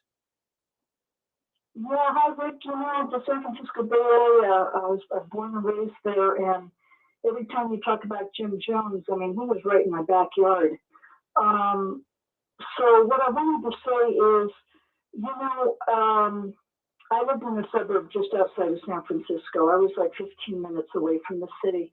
And Jim Jones was very, he rubbed shoulders with all the politicians. The cameras were rolling and he had the smiles on, and, he was goody two-shoes with the political figures. And he did that intentionally because, he had his own agenda. He was all about himself. He didn't want any politicians stopping him. And a lot of those people were the majority of them, if not all, were from the Bay Area. And anyway, then he ended up taking them all the way down to Guyana. Now, the San Francisco Bay Area is like, saying New York City. It's very cosmopolitan. And he took them all the way out to a remote country, Guyana, out in the forest. They were supposed to do agricultural stuff and all of that. And B.H. Ryan was the congressman who was one of the school administrators where I grew up in the city I grew up in. And Jackie Spear was his assistant at the time. And the reason why B.H. Ryan, the congressman, was interested in going out there is because he had 4 daughters, and one of his daughters was involved with the People's Temple. And so he thought, well, I want to with my daughter wants to come home, but she can't. She's coerced. She's, she's being coerced to stay there. So he was very concerned about it, and he was even, Looney J. Ryan was even told, don't go out there, this is pretty dangerous. He says, well, I have a daughter out there, and I really need to know if she's staying on her own free will or if she's being held down, so to speak, coerced. So when they got out there, Looney J. Ryan was in Jackie Spear, and there was a couple of cameramen.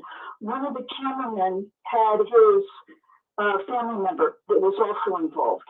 And anyway, long story short, people were passing notes secretly to Jackie Spear and Congressman Leo J. Ryan, like, get us the heck out of here.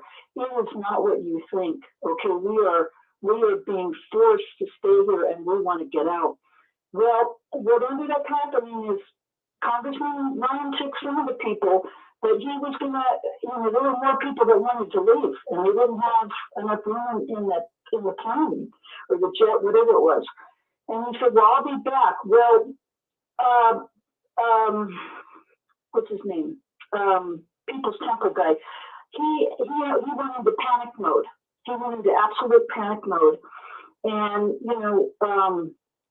Dan is completely right. These people are like little demigods. They're, on the borderline, Rick, of being totally evil, because he didn't want to be exposed.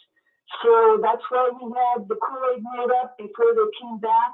And anybody, offered it to all the children first before the parents, because if the parents saw the children die, then of course the parents were going to die by drinking it. And anybody who tried to run away out of that forest, they were shot to death. So, it's a little bit, not a little bit, it's very scary when you see Watchtower out of New York City, all the way up in the boondocks up there, Rick, where the new headquarters are. And this is how courts operate. And like I've always said, too, which is very interesting, a friend of mine was an XJW. She has twin boys, and they lived in the Bay Area. And the twin boys literally were friends with the People Temple. I'm drawing a blank on his name. But anyway, his son. And they said, Jim Jones. His name is Jim Jones Jr. And they said, how was it that you were able to, escape the massacre?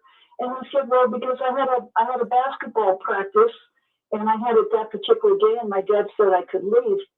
And my friend asked him, did you really think that your father had the capacity to kill over 900, mass murder over 900 people? And he said, no, not at all. And he felt very, very guilty, because it was like, oh my God, my whole family's wiped out, my friends, my whole sense of community, and it could have been me. And when that happened in 78, it gave me chills up my spine. I thought, holy mackerel, what happens if this, is a prelude of like what Watchtower is going to do down the road? I just really hope people are really listening, Rick, okay? Because it all starts with mind control, and that's what Watchtower is all about, and that's what Jim Jones was all about. So thank you. Well, absolutely, Constance. Thank you for reminding us what took place there, and that's absolutely true. What you said, everything you said. Could I make a comment? Sure, go ahead, Susan. Yep. What most people don't realize is that I just saw a special on the Science Channel. It's an all-new, done 2022 Jim Jones series. And they were saying that before these People's Temple ever left for Guyana, these people were used to drinking Kool-Aid. And Jim Jones would have a practice where they'd sit together and drink Kool-Aid. And not only did they drink Kool-Aid, the Kool-Aid was unsweetened. And if you've ever tasted unsweetened Kool-Aid, it tastes horrible. You need a lot of sugar to drink it. But he got those people to drink Kool-Aid with no sugar. So it tasted horrible. But they were used to this horrible drink. So when they went to Guyana and he told them to drink the Kool-Aid, they didn't know it was going to necessarily kill them, but they were used to drinking that bad stuff. So just like the Watchtower, they give people bad information, and people just keep sucking it in. They don't know any different. It's not sweetened with any Bible truths at all, and they end up spiritually dead. Well, that's a good comment, Susan. My goodness gracious, that's a good analogy there. Bad Kool-Aid, That's what the witnesses are getting now. And how bad will it get? Thank you for sharing that. Yeah, well, yeah, go ahead. We got a couple. Sorry, Colin, you go first. Oh, thank you. Just a thought on Jim Jones. He was quite the pervert, and he was having sex with a lot of the women there, and he was having sex with guys too. And his son, who survived it, admitted that. And we're hearing the same stuff about David, I forget his name, at Waco, but they're all, having sex with people they shouldn't be having sex with. And we've heard a lot of very credible rumors about the governing body and what they're doing. And so I would venture to say we'll probably hear something very shortly. A big scandal at the Watchtower. Thanks, Rick. Thank you, Dick. Hi, Rick. Yes. Hello, Roland. Hi, Rose. Yes, sir. I checked up on I've been checking up on the blood issue with Jehovah's Witnesses. 30,000 since 1961 is a conservative estimate on JW answers. So that's an estimate. That's a conservative estimate. So 30,000 have died from refusal of blood. The other thing I was going to say was I was slightly creeped out when they started going on about the grab bag, and they kept saying to us, have this bag ready, have like water pills and stuff like that in, so if you get a call in the night, you've got your bag and you can just go. If we call to say, get out of the house, basically, come to a secret location or whatever. I mean, that absolutely creeped me out because I started thinking then, because they'd say things like, oh, would you leave your non-JW family if we called? It's so important to listen to the governing body, the Watchtower, etc. Would we do this, in an event that we called out in the middle of the night? Could we really leave our families, that weren't JWs? Well, we'd have to, was the message. So, and that started to freak me out because I thought, well, where are they going to call us in the middle of the night? What's all this about? To me, it just freaked me out. So that's all, Rick. That was all. It's just, Well, thank you for sharing that with us. I mean, we talked about 900 people dying, a little more than 900 people dying at Jonestown in that cult. But if you got 30 million just with blood alone, then you want to add everything else that we mentioned earlier to the equation. You start adding in people that died because they refused a transplant, people that have committed suicide, all of these other scenarios that we brought into the equation. I mean, we're talking, I'm talking hundreds of thousands of people that have died because of the dictates of the Watchtower. Far surpasses Jim Jones.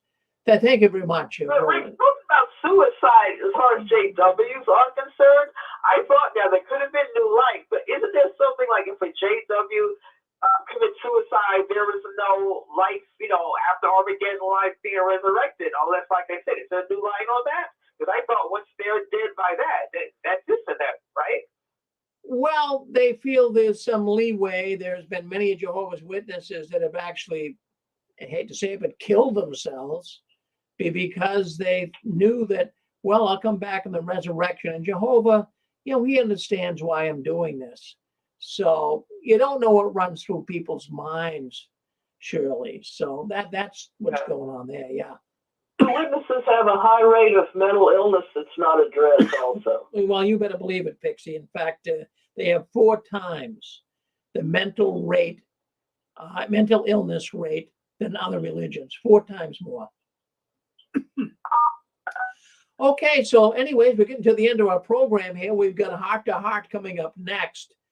Boy, we got a woman coming on, Dan and Angela. They've got a woman coming on here tonight that's going to talk about Watchtower and Big Farmer. But before we do that, I just want to talk about what happened this week. And actually, it was on Wednesday night. I once again attempted to come into the Ramapo. I'm going to put let me put this up. Hold on here one second. I'm going to put this up on YouTube so you can see it. I want you to see. I'm going to share it right now. So let's see if we can't share that. Okay. I'm not sure why everything is on is YouTube. You can see it. Everything muted, so I can't even hear it. What you're looking at right there. I'm going to just stop it. That is a video. And that, let me stop the video so we can. All right, so what you're looking at right there, if you're on StreamYard, you're looking at a video. Let me just get this a little bit bigger so you'll be able to see it. Just give me a second. All right, just give me and make it bigger. All right, so what you're looking at here right now, that is the Ramapo town meeting. They had it on Wednesday night. Now, Ramapo, New York, that is where the Jehovah's Witness Multimedia Center, I mean, it's huge. It's on 242 acres of land. It's monstrous. It's a big, big operation. So evidently what they're doing here is they're trying to get permits. It still isn't totally coming forth with you can do it. They're still applying for the permits. But I came in on Wednesday night. I tried to, once again, I was back in May. I tried to get into the meeting. And then also in March, a month ago or so, I was trying to get into the meeting. It's a public meeting. And then, of course, just a few days ago on March 27th, I'm sorry, April 27th, I tried to come in. And it seems like I was being blocked again. I don't know if it was on my part. I mean, it wasn't, I was told to come in on that particular date and they would listen to what I had to say. So they had me scheduled to come in and talk. And I wanted to bring up some things. I wanted to alert the public up in Warwick and that whole area, Ramapo, Warwick, Orange County, New York. I wanted to alert the public on the dangers of the Jehovah's Witnesses and what they really are doing and hiding behind child molestation and covering it up. I wanted the people to know that. But for some reason, it could have been on my part. I'll give them a little benefit of the doubt here. But I mean, I waited and waited and waited, and I could not get into the Zoom meeting. And they knew I was coming in. They told me to come in. They told me they would listen to my concerns. And then also the Watchtower was supposed to be there as well. And they were going to also petition the council on some specific environmental issues. But I was told to come on before that. And for some reason, I just never got on. So, it's getting a little bit concerning to me. And, you try to speak up, but some of these small towns, I was going to play a little clip from it, but we have no time. We're running late here tonight. So we have Dan and Angela coming up. Nice. Maybe next week we'll do a little more of this. I want you to see some of the things that I wanted to share with you concerning that Ramapo town meeting on the media complex, but I'll do that next week. So we'll hold that story. But anyways, I'm trying, and there's going to be more meetings as well. So now I have some people that have written me.